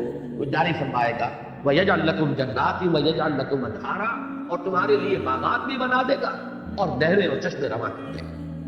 مَا لَكُمْ لَا تَرْجُونَ لِلَّهِ وَقَارًا، اب جو انداز ہے وہ تشویق کا، ترغیب کا، بڑی ہی دل سوزی کے ساتھ ان کو بلانے کا، یہ آیت جو ہے اس میں جلالی انداز ہے۔ مَا لَكُمْ لَا تَرْجُونَ لِلَّهِ وَقَارًا، تمہیں کیا ہوگا؟ تم اللہ تعالیٰ کے جلال کا کوئی اندیشہ نہیں رکھتے، اللہ تعالیٰ کی غیرت کہیں جوش میں نہ آ جائے، تم جس طریقے سے اکڑ رہے ہو، جس طریقے سے استکبار کر رہے ہو، جس طرح میری دعوت کو رد کر رہے ہو، اعراض کر رہے ہو، تمہیں کوئی اندیشہ نہیں رہا کہ اللہ تعالیٰ جہاں رؤوف ہے، ودود ہے، رحیم ہے، وہیں پھر انتقام بھی ہے، شدید الانتقام، بہت سخت انتقام لینے والا، سخت سزا دینے والا، شدید العقاب۔ تو یہاں وقارا، اللہ کی شان جلالی، اللہ کی عظمت کا ظہور نہ ہو جائے کہیں، اور اللہ تعالیٰ کی وہ غیرت جو ہے وہ کہیں جوش میں نہ آ جائے کہ جس کے نتیجے میں تمہیں نسیہ منسیہ کر دیا جائے۔ مَا لَكُمْ لَا تَرْجُونَ لِلَّهِ وَقَارًا، تمہیں کوئی اندیشہ نہیں رہا، تمہیں کوئی خیال نہیں، تمہیں کوئی گمان نہیں رہا، تمہیں کوئی توقع نہیں ہے کہ اللہ تعالیٰ کا جلال جو ہے کہیں وہ ظاہر نہ ہو جائے۔ وَقَدْ خَلَقَكُمْ أَطْوَارًا، حالانکہ اس نے تمہیں پیدا فرمایا ہے جیسے کہ تم جانتے ہو کہ ایک کیفیت کے بعد دوسری، دوسری کے بعد تیسری، جیسے کہ سورہ حج میں اور سورہ مومنون میں آیا ہے وَلَقَدْ خَلَقْنَا الْإِنسَانَ مِنْ سُلَالَةٍ مِّن طِينٍ ثُمَّ جَعَلْنَاهُ نُطْفَةً فِي قَرَارٍ مَّكِينٍ ثُمَّ خَلَقْنَا النُّطْفَةَ عَلَقَةً فَخَلَقْنَا الْعَلَقَةَ مُضْغَةً فَخَلَقْنَا الْمُضْغَةَ عِظَامًا فَكَسَوْنَا الْعِظَامَ لَحْمًا ثُمَّ أَنشَأْنَاهُ خَلْقًا آخَرَ فَتَبَارَكَ اللَّهُ أَحْسَنُ الْخَالِقِينَ۔ تو یہ دو صورتیں جو آپس میں جوڑے کی حیثیت رکھتی ہے، سورہ حج اور سورہ مومنون، ان میں آپ دیکھیں گے کہ مضمون انہی دو صورتوں میں بڑی خوبصورتی کے ساتھ آیا ہے۔ پہلے رکوع میں وہاں بھی ہے اور پہلے ہی رکوع میں سورہ مومنون میں بھی ہے۔ قد خلقکم اطوارا، طورا بعد طور، ایک کیفیت کے بعد دوسری، دوسری کے بعد تیسری، تمہیں کہاں سے کہاں پہنچا دیا ہے گندے پانی کی بوند سے، اور تمہیں ایک انسان بنا کر کھڑا کر دیا۔ اتنی اعلیٰ صلاحیتیں تمہارے اندر ودیت کرتی ہیں۔ الم تروا کیف خلق اللہ سبع سماوات طباقا، کیا تم نے دیکھا نہیں، کیا تم نے غور نہیں کیا کیسے بنا دیا اللہ تعالیٰ نے 7 آسمان تہ بر تہ۔ ان کے بارے میں ہر جگہ جہاں بھی الفاظ آتے ہیں میں عرض کرتا رہا ہوں کہ تاحال ان الفاظ کی حقیقت ہم پر منتشر نہیں۔ ہمارا علم جو ہے، جو بھی کاسمولوجی جسے آپ کہتے ہیں یا ایسٹرونومی، اس کا علم ابھی یہاں تک نہیں پہنچا ہے کہ یہ حقیقت ہے، لیکن ایمان ہمارا ہے۔ تو وقت آئے گا کہ معلوم ہوگا جب اور انسان کا علم بڑھے گا کہ یہ ہے وہ حقیقت جس کو 7 آسمانوں کی شکل میں اور اس طریقے سے قرآن مجید نے بار بار بیان کیا ہے۔ تاحال ہم اس کی اصل حقیقت کو جاننے سے قاصر ہے اور ہمارے لیے ممکن نہیں ہے۔ یہاں پر ایمان بالغیب اور قرآن مجید پر پورا اعتماد اور یقین، بس یہی ہمارا سہارا ہے۔ 7 آسمان آسمان طباقہ ایک دوسرے پر تہ بر تہ. وجعل القمر فیہن نورا، اور ان آسمانوں میں رکھ دیا اس نے چاند کو ایک روشن قندیل بنا کر. وجعل الشمس سراجا، اور اس نے بنا دیا ہے سورج کو ایک چراغ. یہ جو لفظ ہے چاند اور سورج کا جو تقابل قرآن مجید میں آتا ہے، یہ سورہ فرقان کے آخری رکوع میں بھی ہے. تبارک الذی جعل فی السماء بروجا وجعل فیہا سراجا وقمرا منیرا. سورج کو ہمیشہ کہا گیا چراغ. چراغ وہ ہے کہ جس میں کمبسٹن کا عمل جو ہے، عمل احراق، جلنے کا عمل ہو رہا ہوتا ہے، اس میں نور بھی ہے، حرارت. تو چونکہ اب سائنس ہماری جو ہے وہ اس بات کو واضح طور پر جانتی ہے، سورج تو بہت بڑی پھٹی ہے، ایسی بھٹی جس کا کہ ہم تصور ہی نہیں کر سکتے. وہاں سے ہی یہ حرارت اور یہ جو نور کا جو بھی طوفان ہے وہ نکلتا ہے. لیکن چاند میں کوئی عمل نہیں ہے کمبسٹن کا، وہ تو ٹھنڈی شے ہے. اس کے اندر جو روشنی ہے وہ بھی ریفلیکٹ ہو رہی ہے سورج کی روشنی، اس کے اندر اپنی روشنی بھی نہیں ہے. تو چاند اور سورج کے مابین جو فرق ہے قرآن مجید نے اس کو بڑے نمایاں انداز میں، چاند کو کہا ہے وہ منور ہے، منیر ہے، روشن ہے، لیکن سورج جو ہے وہ چراغ جس میں کہ کوئی شے جل رہی ہے. صرف فرق یہ ہے کہ آپ کے چراغ میں کوئی مٹی کا تیل جل رہا ہے لالٹین میں، یا چراغ کے اندر کڑوا تیل جل رہا ہے، اور وہاں کیا جل رہا ہے اس کا آپ اندازہ نہیں کر سکتے کہ اس کی کتنی حرارت ہے اور کتنی اس کے اندر طوفانی جو ہے وہ عمل احراق جو ہے کس کیفیت میں. لیکن بہرحال جہاں تک دو الفاظ کا تعلق ہے وہ صحیح منطبق ہوتے ہیں. وجعل القمر فیہن نور، اور اس نے ان آسمانوں کے اندر یہ ایک قندیل روشن کر دی ہے یہ چاند کی. وجعل الشمس سراجا، اور سورج کو بنا دیا ایک چراغ. واللہ انبتکم من الارض نباتا، اور اللہ نے تمہیں اگایا ہے زمین سے جیسے کہ اگایا جاتا ہے. یہ آیت اس سورہ مبارکہ کی یہ ذرا ایسی ہے کہ جس کے بارے میں تفصیل غور کرنے کی ضرورت ہے. باقی مضامین تو قرآن مجید کے اکثر و بیشتر وہ مضامین ہیں کہ جو بار بار تکرار کے ساتھ آتے ہیں، لیکن یہ الفاظ بڑے غیر معمولی ہیں. اور اس انداز میں میرے علم میں نہیں ہے کہ کسی اور جگہ یہ انداز جو ہے انسان کی تخلیق کے ضمن میں یہ اسلوب اختیار کیا گیا ہو یا اس سے کوئی ملتا جلتا اسلوب ہو. واللہ انبتکم من الارض نباتا، اللہ نے تو تمہیں اگایا ہے زمین سے جیسے اگایا جاتا. اب اس میں ایک تو وہ لوگ کہ جن کا رجحان ہے کہ ایولیوشن جو ہے ڈارون کا نظریہ ارتقاء کے نام سے وہ معروف ہے، لیکن اصل میں اس کے دو حصے کیے جانے چاہیے. ایک ہے نظریہ ارتقاء، ایک ہے ڈارون کا نظریہ ارتقاء. ان دونوں میں بڑا فرق ہے. جہاں تک ارتقاء کا تعلق ہے وہ تو ہمارے علماء اور ہمارے مفکرین نے بہت پہلے اس کے بارے میں گفتگو، ابن مسکوے ہو، مولانا روم ہو، بڑی صراحت کے ساتھ انہوں نے ارتقاء کا ذکر کیا ہے کہ اس کائنات کا تدریجاً یوں ارتقاء ہوا ہے، اور پھر یہ جمادات سے پھر نباتات، اور نباتات سے حیوانات، اور حیوانات سے انسان کی تخلیق جو ہے تدریجاً ہوئی ہے. تو ارتقاء کے ماننے والے تو بہت لوگ ہیں. ڈارون کا نظریہ ارتقاء در حقیقت وہ ارتقاء کی جو میکینزم ہے، اس کی جو شکل ہے، جو اس کا پروسیس بنتا ہے، اس کی توضیح اس نے اس کو بیان کیا ہے دو اصطلاحات کے حوالے سے. ایک تو اسٹرگل فار ایگزسٹنس اور ایڈیپٹیشن، کہ تمام اس دنیا کے اندر حیوانات کے مابین ایک کشمکش جاری ہے اپنے آپ کو برقرار رکھنے کے لیے. چیزیں کم ہیں، کمپٹیشن بہت ہے. تو جو بھی ان میں سے سروائیول آف دی فٹسٹ، جو اس میں سے نہایت فٹ ہوگا وہی سروائیو کرے گا، باقی ختم ہو جائے گا. تو حالات جب بدلتے ہیں تو جو اپنے اندر حالات کے ساتھ سازگاری پیدا کر کے اور اپنے وجود کو مناسب بنا لیتا ہے بدلے ہوئے حالات کے، وہ بن جاتا ہے. باقی جس کے اندر یہ ایڈیپٹیشن کی صلاحیت نہیں ہے وہ ختم ہوتا ہے. تو struggle for existence, survival of the fittest, اور ایڈیپٹیشن کے ذریعے سے نئے جو وہ اپنے اوصاف پیدا کرتا ہے وہ جاندار اپنے اندر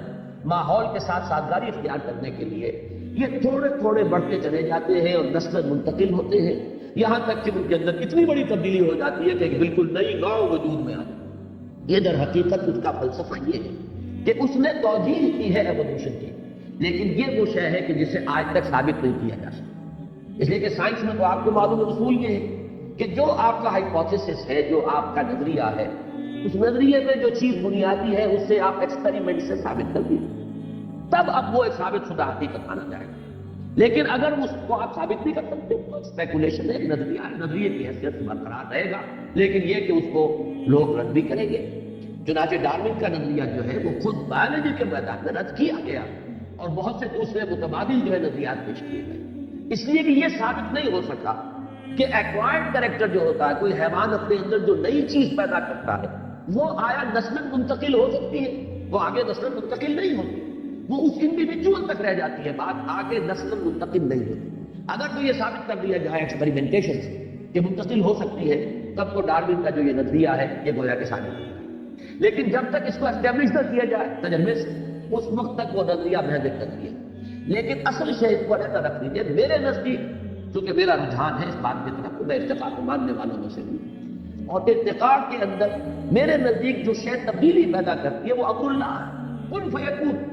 اللہ تعالیٰ تدریج ایک کے بعد دوسری، دوسرے کے بعد تیسری، ایک سے دوسری جو نو پیدا کر رہا ہے، اس میں یہ نہیں ہوتا ہے کہ ایکوائرڈ کریکٹر جو ہے خود بخود ٹرانسمٹ ہو جائیں، بلکہ اس کے اندر تبدیلی ہر مرحلے پر لفظ کن کے ذریعے سے، اللہ کے امر کے ذریعے سے وہ تبدیلی آتی۔ اس بات کو اگر سمجھ لیا جائے، اس کو مان لیا جائے، تو پھر نظریہ ارتقاء کے اندر نہ کوئی کفر رہا نہ کوئی شرک رہا، اس کی اسلام کے ساتھ اب کوئی یوں سمجھیے کہ مقابلے یا مخالفت کا مسئلہ نہیں۔ اس کی مثال جو میں دیا کرتا ہوں وہ یہ ہے کہ ایک تصور تو یہ ہے کہ کوئی اوپر سے کوئی دیوتا ہے یا دیوی ہے یا اللہ ہے، کوئی چھاگ ہے، اس میں سے وہ پانی برسا رہا ہے، ایک یہ تصور ہو سکتا ہے توہماتی تصور۔ ایک تصور یہ ہے کہ نہیں صاحب، یہ تو ہم نے جان لیا، ہمیں معلوم ہو گیا بارش کیسے برستی ہے، وہ تو سمندر سے بخارات اٹھتے ہیں، پھر وہ اوپر جاتے ہیں، ٹھنڈے ہو جاتے ہیں، تو وہ پھر بادلوں کی شکل اختیار کرتے ہیں، پھر ہوائیں ان کو لے کر دور دراز جگہ پر جاتی ہیں، پھر وہ کہیں پہاڑوں سے ٹکراتے ہیں یا کوئی اور ایٹماسفیرک کنڈیشنز کی تبدیلی کی وجہ سے وہ بارش کی شکل میں یا برف کی شکل میں زمین پر آ جاتے ہیں۔ یہ ایک سائیکل ہے۔ پھر وہ برف پگھلتی ہے یا بارش پانی کا جو ہے وہ آتا ہے، وہ فضا کو دھوتا ہوا اور زمین کے مختلف ندیوں نالوں میں سے ہوتا ہوا پھر اور دریاؤں سے ہوتا پھر سمندر میں پہنچ جاتا ہے۔ یہ تو ایک سرکل ہے، یہ ایک سرکل ہے جو چل رہا ہے، واٹر سائیکل۔ اب یہ کہ اگر تو آپ یہ سمجھیں کہ یہ خود بخود ہو رہا تو یہ کفر ہوگا۔ اگر آپ یہ کہیں کہ یہ سب کچھ اللہ کر رہا ہے، کہ اس میں نفس ہے، یہ قانون اللہ کا بنایا ہوا ہے، تو اس قانون کو مان کر اس کے معنی نفی نہیں ہو جائیں گے اللہ کی قدرت کے یا اللہ کی الوہیت کے یا اللہ کی حاکمیت کے، بلکہ اللہ نے یہ قاعدہ بنایا، اللہ نے یہ قانون بنایا۔ اسی طرح ارتقاء میں اگر حکم خداوندی، اذن خداوندی کو آخری فیصلہ کن بات مانی جائے تو پھر اس کے بعد اس میں کوئی کفر یا الحاد نہیں۔ لیکن اگر یہ سمجھا جائے کہ یہ آٹومیٹک خود بخود اس طریقے سے ہو رہا ہے جیسے کہ ڈارون نے کہا، تو یقیناً پھر وہ مذہب سے اور مذہب کی تعلیمات سے بہت دور لے جاتا ہے انسان کو۔ اور آج مغرب میں سب سے بڑا المیہ یہی ہے۔ در حقیقت مذہب سے سب سے زیادہ دور کرنے والی شے سائنس کے میدان میں یہ نظریہ ارتقاء ہے، اور دوسری شے نہیں ہے۔ فزکس کے میدان میں کوئی شے ایسی نہیں ہے کہ جو مذہب سے آپ کو دور لے جانے والی ہے۔ کیمسٹری کے میدان میں کوئی شے ایسی نہیں ہے جو ٹکراتی ہو مذہب کے ساتھ۔ یہ صرف یہی معاملہ ہے کہ ڈارون کے نظریہ ارتقاء نے جو توجیہ پیش کی ہے، اس کے نتیجے میں الحاد اور کفر جو ہے وہ خود بخود ذہنوں کے اندر بیٹھتا ہے۔ امریکہ جیسے ملک کے اندر ایک بڑا اسٹرانگ ریزنٹمنٹ ہے کہ تم ہائی اسکول کے لیول پر نظریہ ارتقاء پڑھا دیتے ہو ہمارے بچوں کو، نتیجتاً مذہب کی کوئی بنیاد ان کے ذہن میں نہیں رہتی، اس کی بنیاد ہی ختم ہو جاتی ہے۔ لہذا وہاں ہمیشہ کنٹروورسی چلتی رہتی ہے کہ جو لوگ بھی کچھ مذہبی مزاج کے وہ کہتے ہیں کہ نظریہ ارتقاء ہائی اسکول لیول پر نہ پڑھا ہے، یہ ابھی کچا ذہن ہوتا ہے، اور ہائی اسکول وہاں پر ہوتا ہے 12 سال والا۔ تو یہ جو ایف اے سمجھیے آج کل ہمارے ابھی فیصلہ ہو گیا کہ تمام ہائی اسکول جو ہے وہ ایف اے تک ان کو اپ گریڈ کر دیا جائے گا، تو وہاں پر پہلے ہی سے ایسا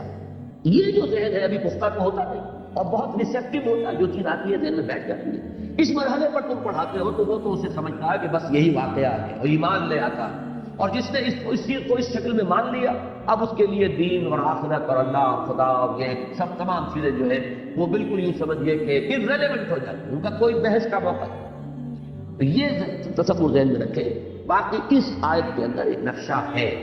دیکھیے پودا، پلانٹ اور کوئی حیوان، اس میں فرق کیا ہے؟ باقی سارا میکینزم وہی ہے۔ پلانٹ جو ہے وہ گویا کہ گڑا ہوا ہے زمین میں، وہ ہل نہیں رہا، یہ تو سارا میکینزم بایولوجی، آپ کو معلوم ہے بایولوجی جو علم الحیات 2 حصوں میں تقسیم کرے، زوالوجی اور باٹنی۔ وہ علم نباتات ہے، یہ علم الحیوانات ہے، دونوں کو گروپ کرتے ہیں بایولوجی کے اندر کہ لائف اس میں بھی ہے، لائف اس میں بھی ہے۔ لیکن یہ پودا جو ہے یہ گڑا ہوا ہے ایک جگہ، جبکہ حیوان چل رہا ہے، باقی تو ساری فزیولوجی وہی کی وہ ہے۔ اس اعتبار سے اس کے اندر انبتکم من الارض نباتا ایک گویا کہ اشارہ ضرور موجود ہے کہ اس طریقے سے تدریجاً ارتقاء ہو کر انسان تک یہ عمل جو ہے تخلیق انسان تک پہنچا۔ اور اگر اس طرف ذہن نہ آئے یا آدمی نہ چاہے اس انداز میں سوچنا، تب بھی ایک مفہوم موجود ہے، اور اس کا تقابل ہوگا آگے جو آیت آ رہی ہے کہ بعد سے بعد الموت میں تو اللہ تعالیٰ تمہیں قبر سے نکال لے گا جیسے نکالا جاتا ہے، وہاں یہ نہیں ہوگا کہ پھر بچے کی شکل میں کوئی آئے پھر اس کی تدریجاً ترقی ہو، جیسے پودا ہے بڑھ رہا ہے بڑھتا چلا جا رہا ہے، ابھی وہ صرف 2 پتیاں تھی، پھر آگے بڑھا پھر تناور درخت بنا. اسی طریقے سے انسان کا بچہ ہے، وہ پیدا ہوا تو بہت ہی جو سمجھیے کہ عاجز اور لاچار، بڑی مشکل سے تو وہ کھڑا ہونا سیکھتا ہے، پھر وہ بڑھتا ہے، اس کا قد جو ہے اونچا ہوتا چلا جاتا ہے. یہ اس تخلیق اول میں تو ایسا ہے. واللہ انبتکم من الارض نباتا، یہاں تو تم جیسے پودا اوپر پروان چڑھتا ہے اور اوپر جاتا ہے، ایسے ہی تم نے بھی 20 سال لیے ہیں اپنے اس قد تک پہنچنے میں، یا اپنے اس جسم کی اس پختگی کو پہنچنے میں. لیکن قیامت کے دن بعث بعد الموت جب ہوگا تو وہ اللہ نکال لے گا. یخرجکم اخراجا، پھر وہاں جو ہے انبتکم نباتا والی بات نہیں ہوگی. پھر یہ وقت جو ہے ان پہ نہیں لگے گا تمہاری اپنی اس پوری جو شخصیت ہے اس تک پہنچنے کے لیے. تو اس کے تقابل کے لیے بھی یہ لفظ جو ہے بہت ہی مناسب ہے کہ تمہیں یہاں تو اس نے اگایا ہے جیسے اگایا جاتا ہے، جیسے پیڑ تدریجاً بڑھتا ہے ایسے ہی تم بھی بڑھے ہو. لیکن یہ ہے کہ وہاں جب معاملہ ہوگا تو اس کے لیے الفاظ بعد میں آ رہے ہیں. بہرحال اس میں ایک اشارہ موجود ہے اس ارتقاء کی طرف بھی. ایک تو ہے ایک سط کا پودے کی طرح آگے بڑھنا، ایک ہے اس پوری جو حیواناتی کنگڈم، اینیمل کنگڈم، اس کے اندر تدریجاً ارتقاء ہوتے ہوئے. اور عجیب بات یہ ہے کہ یہ بایولوجی میں بھی اس کو کہا جاتا ہے ٹری آف ایوولوشن. یہ درخت ہے ارتقاء کا، اور اس ٹری آف ایوولوشن کے ٹاپ پر ہومو سیپینس جو ہے وہ انسان کا بایولوجیکل نیم ہے. Homo sapiens stand at the top of that evolution tree. تو وہاں بھی ایک تصور جو ہے وہ درخت کی کر دیا جاتا ہے، اس میں سے شاخیں نکلتی ہیں درخت میں سے.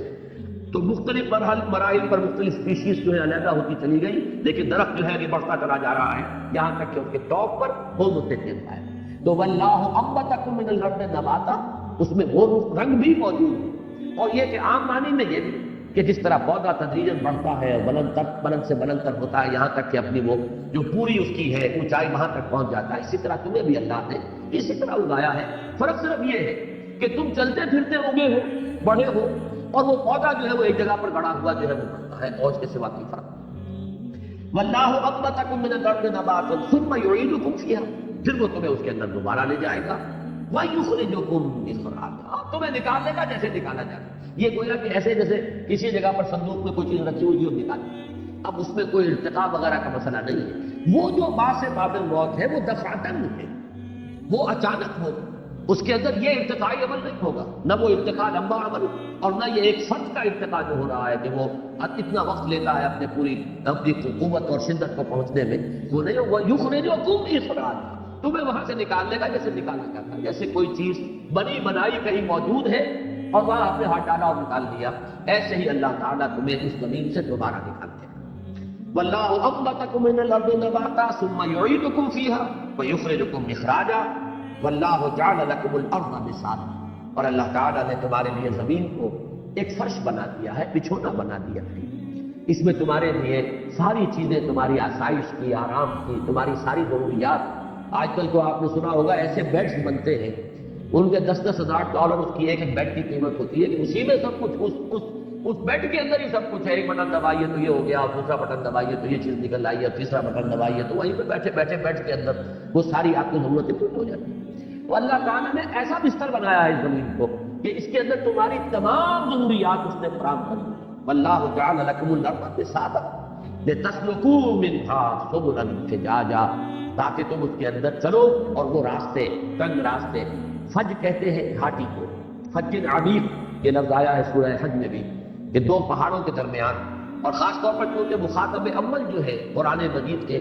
وہ حجاز کے لوگ ہیں، عرب کے لوگ، اور حجاز جو ہے پہاڑی سلسلوں پر مشتمل ہے. ان میں جو بھی راستے بنتے ہیں وہ در حقیقت گھاٹی کی شکل میں ہوتے ہیں، ادھر بھی پہاڑ ادھر بھی پہاڑ، کہیں اوپر جا کر پھر وہ درے کی شکل بن جائے گی. تو یہ اللہ نے تمہارے لیے راستے بنا دیے ہیں. اونچے اونچے پہاڑ ہیں لیکن انہی میں ایسے درے رکھ دیے ہیں کہ آسانی سے تم ان کو کراس کرتے ہو اور اس زمین کے اندر گھومتے پھرتے ہیں.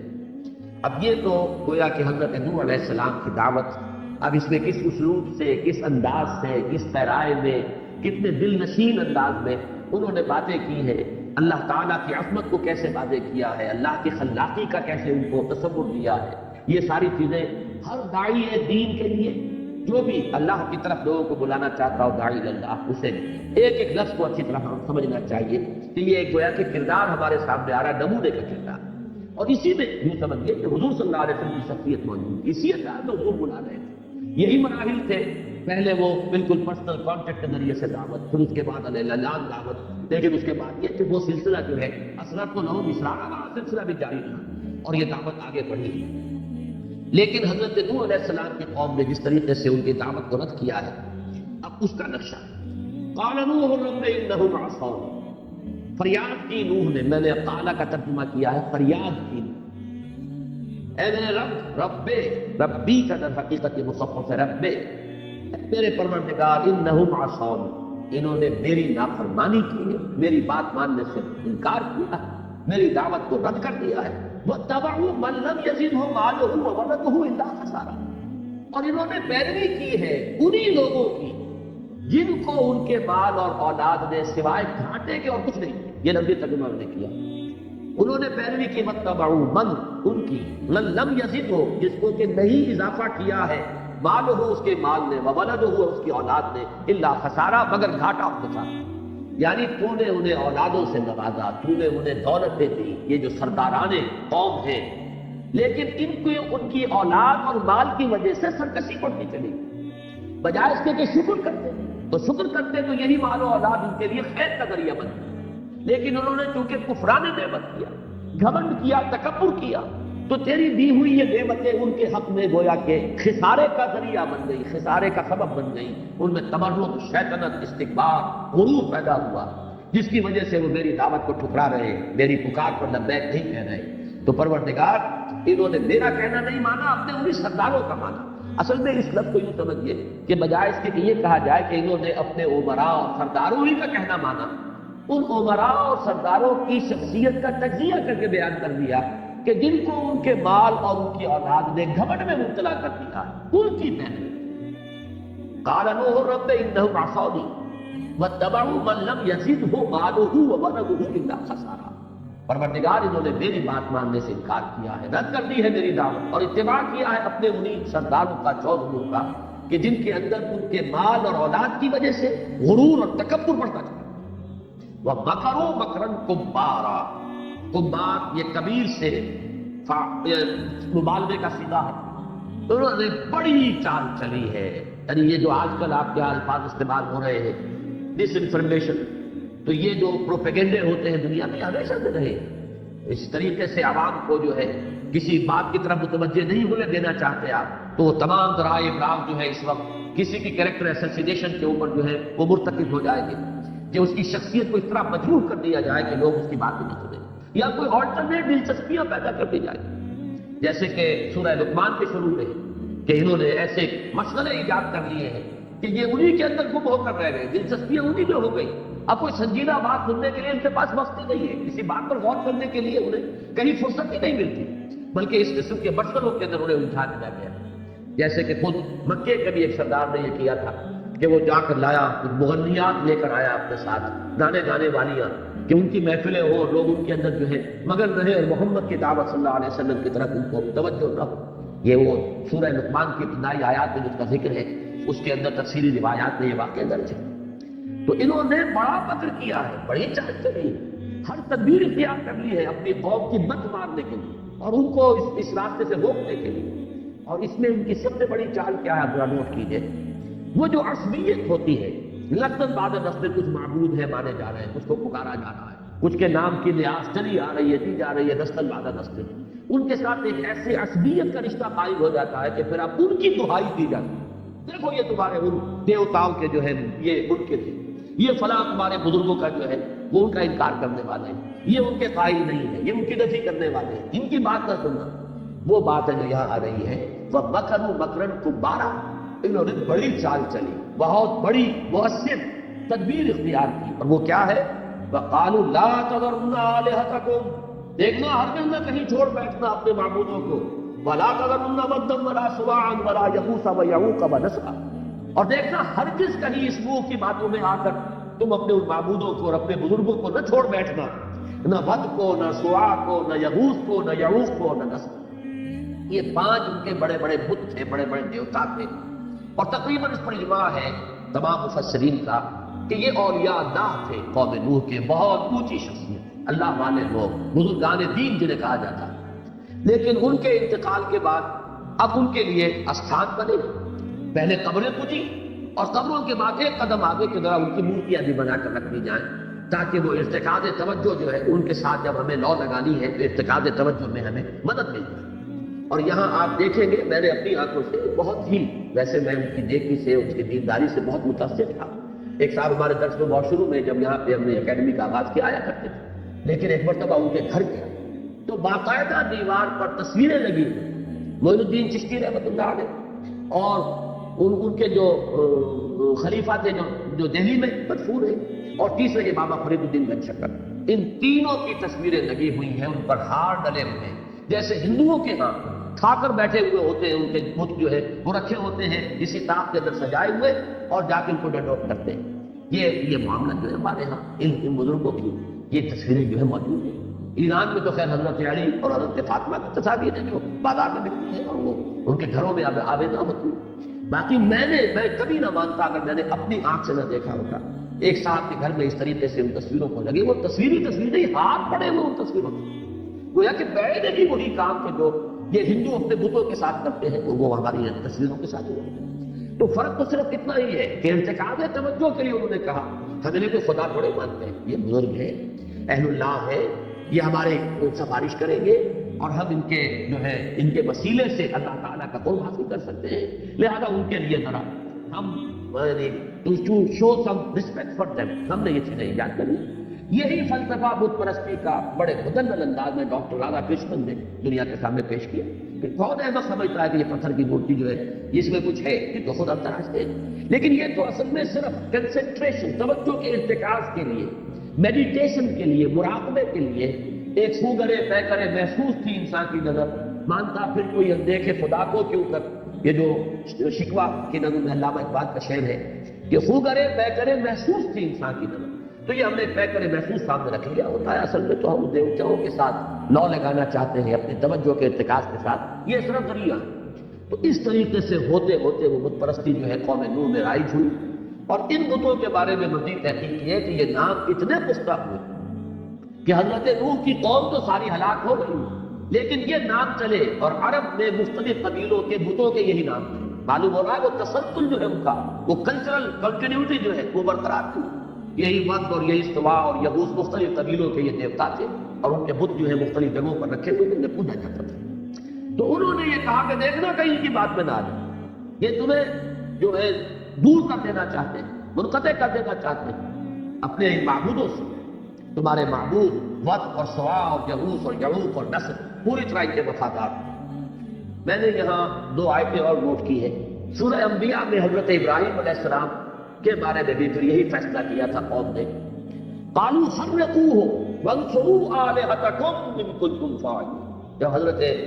ابراہیم علیہ السلام نے ان کے بتوں کا وہ حشر کیا، سب کو توڑ پھوڑ کر اور صرف ایک کو باقی رہنے دیا، پھر جب پیشی ہوئی ہے قوم کے ساتھ اور جب لاجواب بھی ہو گئے، حضرت ابراہیم کی بات کا کوئی جواب نہیں، لیکن کہا کیا، حرقوه، جلا دو اس کو، جلا کے راکھ کر دو، وانصروا آلهتكم، اپنے معبودوں کی مدد کرو، یہ وقت آ گیا، کھڑے ہو جاؤ اپنے معبودوں کے لیے، ان کی حرمت کے لیے، کٹ مرو ان کی حرمت کے اوپر، وانصروا آلهتكم ان كنتم فاعلين، اگر تمہیں کچھ کر گزرنا ہے۔ اور سورہ صاد میں فرمایا گیا وانطلقوا الملأ منهم ان امشوا واصبروا على آلهتكم، جب حضور صلی اللہ علیہ وسلم نے دعوت دی تو جی چلو چلو یہاں سے، یہ ہمارے معبودوں سے منحرف کرنا چاہتا ہے، اپنے معبودوں پر جمے رہو، وانصروا واصبروا على آلهتكم، اپنے وعدوں پر جمے رہو، اپنے معبودوں پر پوری طرح ان کے ساتھ منسلک رہو، جڑے۔ یہی بات وہ ہے جو یہاں آئی، وقالوا لا تذرن آلهتكم ولا تذرن ودا ولا سواعا ولا يغوث ويعوق ونسرا وقد اضلوا كثيرا ولا تزد الظالمين الا ضلالا، اور پروردگار انہوں نے بہت سو کو گمراہ۔ اضلوا کا فاعل جو ہے بت بھی ہو سکتے ہیں، اس لیے کہ حضرت ابراہیم علیہ السلام کی دعا میں یہ لفظ آیا انہن اضللن کثیرا من الناس، پروردگار ان بتوں نے، وجنبنی وبنی ان نعبد الاصنام، پروردگار مجھے اور میری اولاد کو، میری نسل کو بچائے رکھیو اس سے کہ ہم بتوں کی پرستش کریں۔ انہم اضللن کثیرا من الناس، انہوں نے تو بہت لوگوں کو گمراہ کیا۔ تو یہ اضلوا کے اندر ہو سکتا ہے کہ اس کی ضمیر اس آیہ مبارکہ پر اگر قیاس کیا جائے تو ان بتوں ہی کی طرف جائے، یا یہ کہ ان لیڈروں کی طرف کہ جنہوں نے یہ کہا کہ اپنے بتوں کے اوپر جمے رہو، ڈٹے رہو، پورے استقلال کے ساتھ اپنے موقف پر اپنے آباء و اجداد کی جو رسمیں و ریتیں ہیں ان کے اوپر جمے رہو، تو یہ ہو سکتا ہے کہ ان کے ان لیڈروں اور ان کے ان امراء اور سرداروں کی طرف اس کی ضمیر جو ہے ضمیر فاعل اس کی طرف وَقَدْ أَضَلُّوا كَثِيرًا وَلَا تَزِدِ الظَّالِمِينَ إِلَّا ضَلَالًا، اور اے رب میرے اب تو ان ظالموں کے لیے مت اضافہ کیجو مگر مزید گمراہی۔ یہ ہے تلخ ترین دعا جو شروع کریں گے۔ اس دعا کے لیے آپ کو قرآن مجید میں دوسری نظیر ملے گی۔ یہ نہیں کہا جا رہا کہ اللہ ان پر عذاب بھیج دے، بلکہ کہا کیا جا رہا ہے اب ان کا اضافہ گمراہی ہی کا ہونا چاہیے اور گمراہ ہو یہ بدبخت، اس لیے کہ اگر تو نے اب انہیں ہدایت کی توفیق دے دی تو پھر تو یہ بن جائے۔ یہی بات اب میں آپ کو وہ سورہ یونس میں جو حضرت موسیٰ علیہ السلام کی دعا آئی تھی میں وہ چاہتا ہوں کہ آپ کے سامنے رکھوں۔ ربنا اطمس على اموالهم واشدد على قلوبهم فلا يؤمنوا حتى يروا العذاب الأليم۔ حضرت موسیٰ علیہ السلام نے دعا کی تھی پروردگار اب ان کے مالوں کو تو ملیاں بیچ کر دے، ان کے اموال ان کی جائیداد مٹا دے اور واشدد على قلوبهم ان کے دلوں پر گرہ لگا دے کہ یہ ایمان نہ لائے جب تک کہ وہ عذاب کو اپنی آنکھوں سے نہ دیکھیں۔ یعنی یہ اس درجے ہم پر انہوں نے ظلم کیا ہے، زیادتیاں کی ہیں، اتنے مظالم ڈھائے ہیں اور میری دعوت کو اس طرح رد کیا ہے، اس حد درجے تک انکار اور اعراض جو ہے اس تک پہنچ گئے ہیں کہ اب اگر ان کے لیے ہدایت کا دروازہ کھل گیا تو اس کا مطلب یہ ہے کہ جن پر انہوں نے ظلم ڈھائے وہ تو گویا کہ اب انہیں کوئی بدلہ نہیں دے سکے، ان کے تو سارے گناہ معاف ہیں۔ لہذا پروردگار اب ان کے لیے ہدایت کا دروازہ بند کر واشدد علی قلوبہم ان کے دلوں کے اوپر ایسی سختی پیدا کر دے، ایسی مہر لگا دے لا یؤمنوا فلا یؤمنوا حتی یروا العذاب الألیم کہ اب یہ ایمان نہ لائیں جب تک کہ دردناک عذاب کو دیکھ کر، اس لیے دیکھنے کے بعد ایمان لانا بیکار، اسے کوئی نتیجہ نہیں نکلتا۔ چنانچہ فرعون کا معاملہ یہی ہوا، جب وقت ہو رہا تھا اس نے کہا کہ میں ایمان لایا موسیٰ اور ہارون کے نام پر، لیکن آلان کیا اب ایمان لانا، اب ایمان لانا جو ہے وہ تو قطعاً مفید نہیں، وہ تمہارے اب اس عذاب کے اندر اس سے کوئی کمی نہیں آئی۔ وہی دعا ہے ولا تزد الظالمین الا ضلالا، اے رب اب ان کی سرکشی، ان کا استکبار، ان کے یہ پروپیگنڈے، ان کا یہ استہزاء اور تمسخر جو میرا یہ کرتے رہے، جو ہم پر انہوں نے تشدد کیا، اس درجے کو پہنچ چکا ہے کہ اب ان پر ہدایت کا دروازہ نہیں کھولنا چاہیے، اب تو ان کی گمراہی ہی میں اضافہ ہونا چاہیے تاکہ یہ سب سے سخت عذاب کے مستحق۔ اب اس کو اندازہ کر لیجئے کہ نبی سے زیادہ کوئی شفیق اور رحیم نہیں ہوتا اپنی قوم کے ہاں، لیکن ایک وقت آتا، یہی میں نے پچھلی مرتبہ کہا تھا کہ حضور صلی اللہ علیہ وسلم کے بارے میں بھی بعض چیزیں جو بالکل ایک سمجھیے کہ ما فوق البشر اور ما فوق الفطرت تصورات ہمارے ذہن میں پیدا کر لیے گئے کہ حضور نے تو پوری عمر کسی کو بد دعا نہیں دی، حالانکہ بات غلط ہے۔ سیرت کی روایات سے ثابت ہے حضور نے اپنے چچا کے بیٹے ابو لہب کے بیٹے کی بد دعا کی، اس لیے کہ اس نے کھڑے ہو کر حضور کے سامنے جو ہے ایک تو یہ کہ رشتے چھوڑے، آپ کی دونوں صاحبزادیوں کا رشتہ ابو لہب کی دو بیٹیوں کے ساتھ، انہوں نے آ کے حضور کو سامنے کھڑے ہو کر بدتمیزی بھی کی، گستاخی کی علی الاعلان، اور یہ سمجھ کے اس معاشرے کے اندر یہ رشتے کا چھوٹ جانا کس قدر توہین آمیز معاملہ ہے۔ جب یہ کیا تو حضور نے پھر اس کے لیے ان دو میں سے ایک جس نے کہ وہ زیادہ گستاخی کی بد دعا کی کہ پروردگار اپنے کتوں میں سے کسی کتے کو اس پر تو مسلط کر دے۔ چنانچہ وہ قافلے کے ساتھ گیا ہوا تھا شام کی طرف تجارت میں، راستے میں کہیں ٹھہرا اور ایک شیر جو کہ پھاٹ گیا۔ اسی طریقے سے جیسا کہ میں کل بیان کر چکا ہوں پچھلے درس میں کہ غزوہ احد میں حضور کے زبان مبارک سے الفاظ نکلے کیف یهدی اللہ قوما خضبوا وجه نبیہم بالدم، اللہ اس قوم کو کیسے ہدایت دے سکتا ہے جس نے اپنے نبی کے چہرے کو خون سے رنگ دیا۔ اگرچہ وہاں فوراً اللہ تعالیٰ کی طرف سے بات آ گئی کہ اے نبی آپ کے ہاتھ میں فیصلہ نہیں، فیصلہ ہمارے ہاتھ میں،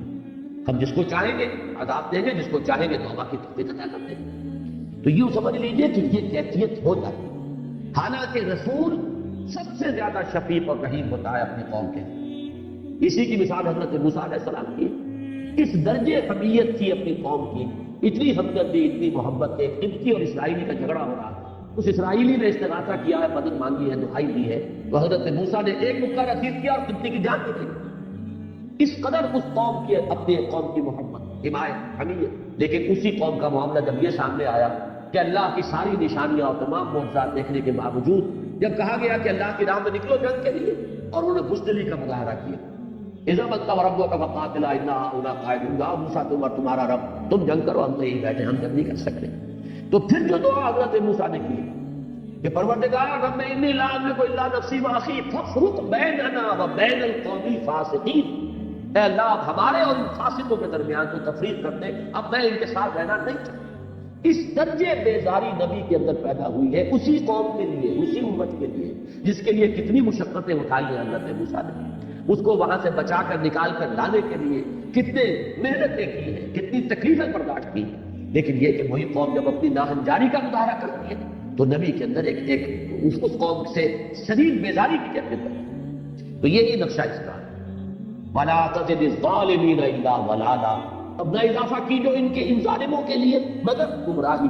اور گمراہ اور بھٹک جائیں اور دور نکل جائیں، تاکہ اور شدید سے شدید تر سزا کے مستحق بن جائیں۔ مما خطیئاتہم مغرقون، یہ اس دعا کی یوں سمجھیے کہ اللہ تعالیٰ کے ہاں جو مقبولیت کی کیفیت تھی اس کے ظہور کے لیے، حالانکہ حضرت نوح کی دعا ابھی آگے چل رہی ہے، درمیان میں اللہ تعالیٰ نے فوری طور پر اس کا جو نتیجہ ہے اس کو بیان کیا، مما خطیئاتہم مغرقون، اپنی ان خطاؤں اور اپنی اس معصیت کی وجہ سے ان کی بنا پر وہ غرق میں کر دیے گئے، وَأُدْخِلُوا نَارًا، اور داخل کر دیے گئے آگ میں، فَلَمْ يَجِدُوا لَهُم مِّن دُونِ اللَّهِ أَنصَارًا، تو نہیں پایا انہوں نے اپنے لیے اللہ کے سوا کوئی بھی مددگار، کام ہے وہ مد اور سوا اور یعوث اور یعوق اور نصر، کوئی نہیں تھا جو ان کو بچانے والا۔ یہاں ایک تفسیری اشکال ہے کہ جہاں تک جہنم میں داخلے کا تعلق ہے وہ تو ہمیں معلوم ہے کہ وہ تو ہوگا قیامت کے بعد، حساب کتاب کے بعد، اس سے پہلے عذاب قبر سے ہم واقف ہیں، عذاب قبر۔ تو یہاں پر اکثر مفسرین نے تو اس کو عذاب قبر ہی مراد کیا، کیونکہ الفاظ میں جو حدیث میں آتے ہیں وہ یہ ہے کہ ہر قبر جو ہے وہ یا تو جنت کے باغیچوں میں سے کوئی باغیچہ ہے یا دوزخ کے گڑھوں میں سے کوئی گڑھا ہے۔ یہ کیفیت جو ہے یہ گویا کہ اس موت کے فوراً بعد عالم برزخ میں انسان پر طاری ہو جائے، یہ ہے کہ اس کی تعبیر کہ گویا کہ ایک آگ تو وہ ہے جس میں وہ داخل ہو چکے، اس میں چونکہ تنکیر ہے نارن، تو گویا کہ اس کو علیحدہ کیا گیا، نکرہ، النار نہیں ہے، النار تو ہو تو وہ جو نار جہنم ہے وہ معین ہو جائے، لیکن یہ کہ اس وقت بھی غرق ہونے کے فوراً بعد، غرق ہونا تو ان کا وہ عذاب استیصال ہے جو دنیا میں آیا،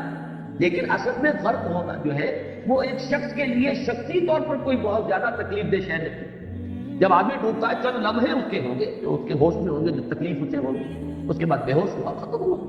اصل میں تو عذاب جو ہے وہ اب اس عالم برزخ کے ان پر شروع ہوا ہے، اور وہ گویا کہ ان کے اخروی عذاب کا یہ پیش خیمہ، یہ اس کی ایک ریفلیکشن ہے۔ جیسے آپ کہتے ہیں coming events cast their shadows before, آنے والے واقعات جو ہے پہلے سے ان کے سائے پڑنے شروع ہو جاتے ہیں، تو یہ ان کے عذاب جہنم کا سایہ ہے جو اس عالم برزخ میں ان پر پڑے۔ بعض حضرات جو ہے وہ چونکہ کچھ لوگ ایسے ہیں اقلیت پرست کہ وہ عذاب قبر کے قائل نہیں ہوتے، تو وہ اس کی تعبیر کچھ اور کرتے ہیں کہ در حقیقت یہ اتنا یقینی ہے کہ ماضی کا صیغہ استعمال کیا گیا، ورنہ یہ ابھی ہونے والی بات ہوگی مستقبل میں۔ یہ اسلوب ہے قرآن مجید کا کہ قیامت کے حالات، آخرت کے، جنت کے، دوزخ کے واقعات کو بیان کرتے ہوئے اکثر ماضی کا صیغہ ہے، اور ماضی کا صیغہ جو عربی زبان میں کسی شے کے حتمی، قطعی، یقینی ہونے کے لیے بھی اس کے مظہر کے طور پر آتا ہے۔ تو یہ تعبیر یہ ہے، لیکن ہم چونکہ تسلیم کرتے ہیں، احادیث سے صحیح ہمیں خبر ہے یہ عذاب قبر کی عالم برزخ کے اندر بھی معقول بات یہ سمجھ میں آتا ہے۔ اس کی سادہ سی مثال تو یہ ہے جو میں دیا کرتا ہوں کہ بچوں نے امتحان دیا ہوا ہے، اب ہر ایک کو پتا ہے میں نے کیا کیا، رزلٹ تو ڈکلیئر ہوگا 31 مارچ کو، لیکن یہ کہ پہلے سے جان چھوٹتی رہتی ہے ان کی کہ یہ کیا ہونے والا ہے، معلوم ہے جو کیا۔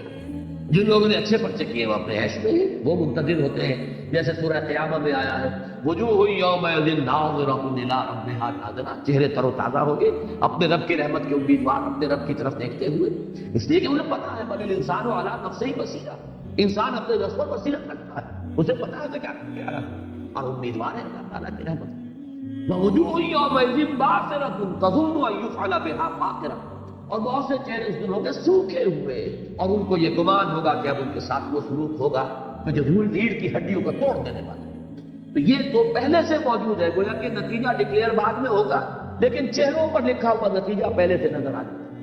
یہی در حقیقت قبر میں یا عالم برزخ میں اس آخری انجام کا ایک عکس ہے جو پڑتا ہے، اور اسی کو حضور نے فرمایا یا وہ جنت کے باغیچوں میں سے ایک باغیچہ ہے اور یا دوزخ کے گڑھوں میں سے ایک گڑھ۔ مما خطیئاتہم اغرقوا وادخلوا نارا فلم یجدوا لهم من دون اللہ انصارا، اس میں نفی ہے ان کے پورے فلسفہ شرک کی کہ انہوں نے ان معبودوں کو کیوں پوجا، کیوں یہ نظر اور نیاز کے سلسلے چلتے تھے، کیوں یہ چڑھاوے ہوتے تھے، یہ سب کچھ تو اسی لیے تھا کہ یہ اللہ کے یہاں ہمارے مددگار بنیں گے. تو کوئی مدد انہیں نہیں مل سکی یا کوئی مدد انہیں نہیں مل سکے گی. وقال نوح رب لا تذر على الارض من الكافرين ديارا، اور کہا نوح نے میرے رب اب تو اس زمین پر کوئی گھر بستا نہ چھوڑ، کافروں میں سے کسی کو زندہ نہ چھوڑ. یہ دیار جو ہے کسی دار میں رہنے والا، جو کہ ما فی الدار دیار، اس کے معنی یہ ہے کہ گھر بالکل خالی ہے، اس گھر کے اندر کو بسنے والا نہیں، دار ہے دیار نہیں. جو بھی اس گھر کو آباد کرنے والا وہ دیار ہے. لا تذر علی الارض من الکافرین دیارا، پروردگار اب تو زمین پر کافروں میں سے کسی ایک کو بھی بسنا نہ چھوڑ. اس میں ذرا مسئلہ ہے جو تاریخ سے متعلق ہے. اکثر خیال یہ ہے کہ یہ عذاب جو آیا ہے یہ پوری دنیا میں آیا، یہ جو طوفان نوح ہے. لیکن زیادہ صحیح بات یہی معلوم ہوتی ہے کہ در حقیقت اس وقت تک نوع انسانی ابھی محدود تھی اسی علاقے میں، اور وہیں پر وہ عذاب آیا ہے. یہ جو علاقہ ہے جس کو آج کل ہم کردستان کے نام سے جانتے ہیں، جو اس وقت 5 ملکوں میں منقسم ہے، تھوڑا سا حصہ اس کا ایران میں ہے، خاصا بڑا چنک اس کا عراق میں ہے، کچھ حصہ اس کا شام میں ہے، کچھ حصہ اس کا ترکی میں ہے، اور کچھ روس میں ہے. یہ علاقہ ہے زیادہ تر پہاڑی علاقہ ہے. اسی میں وہ پہاڑی جودی جو ہے جس پر کہ حضرت نوح علیہ السلام کی کشتی جا کر پھر ٹکی ہے. اور جیسا کہ بعض مفسرین نے لکھا ہے کہ بعض جو ہوائی جہاز پائلٹ سے انہوں نے دیکھا ہے کہ پہاڑی کے اوپر، چوٹی کے اوپر کوئی شے کشتی سے مشابہ جو ہے وہ نظر، لیکن کوئی ایکسپیڈیشن وہاں اس لیے نہیں جا سکتی کہ اس پہاڑ تک جانے کا راستہ صرف رشیا سے، وہ اپروچیبل جو ہے باقی کسی اور ملک سے اپروچیبل نہیں ہے، صرف رشین سائڈ سے اس کو اپروچ کیا جا سکتا ہے، وہاں تک پہنچا جا سکتا ہے. واللہ عالم. بہرحال یہ علاقہ تھا جس میں کہ ابھی نوع انسانی یہیں تک محدود تھی، اور اس علاقے میں طوفان تھا. تو گویا کہ وہ ہے تو تمام انسانوں کے لیے اس وقت تک کا جو معاملہ تھا، لیکن یہ کہ پوری دنیا میں سیلاب کے آنے کا جو معاملہ ہے اس کے چونکہ کوئی شواہد نہیں ملے. اس علاقے میں شواہد ملے،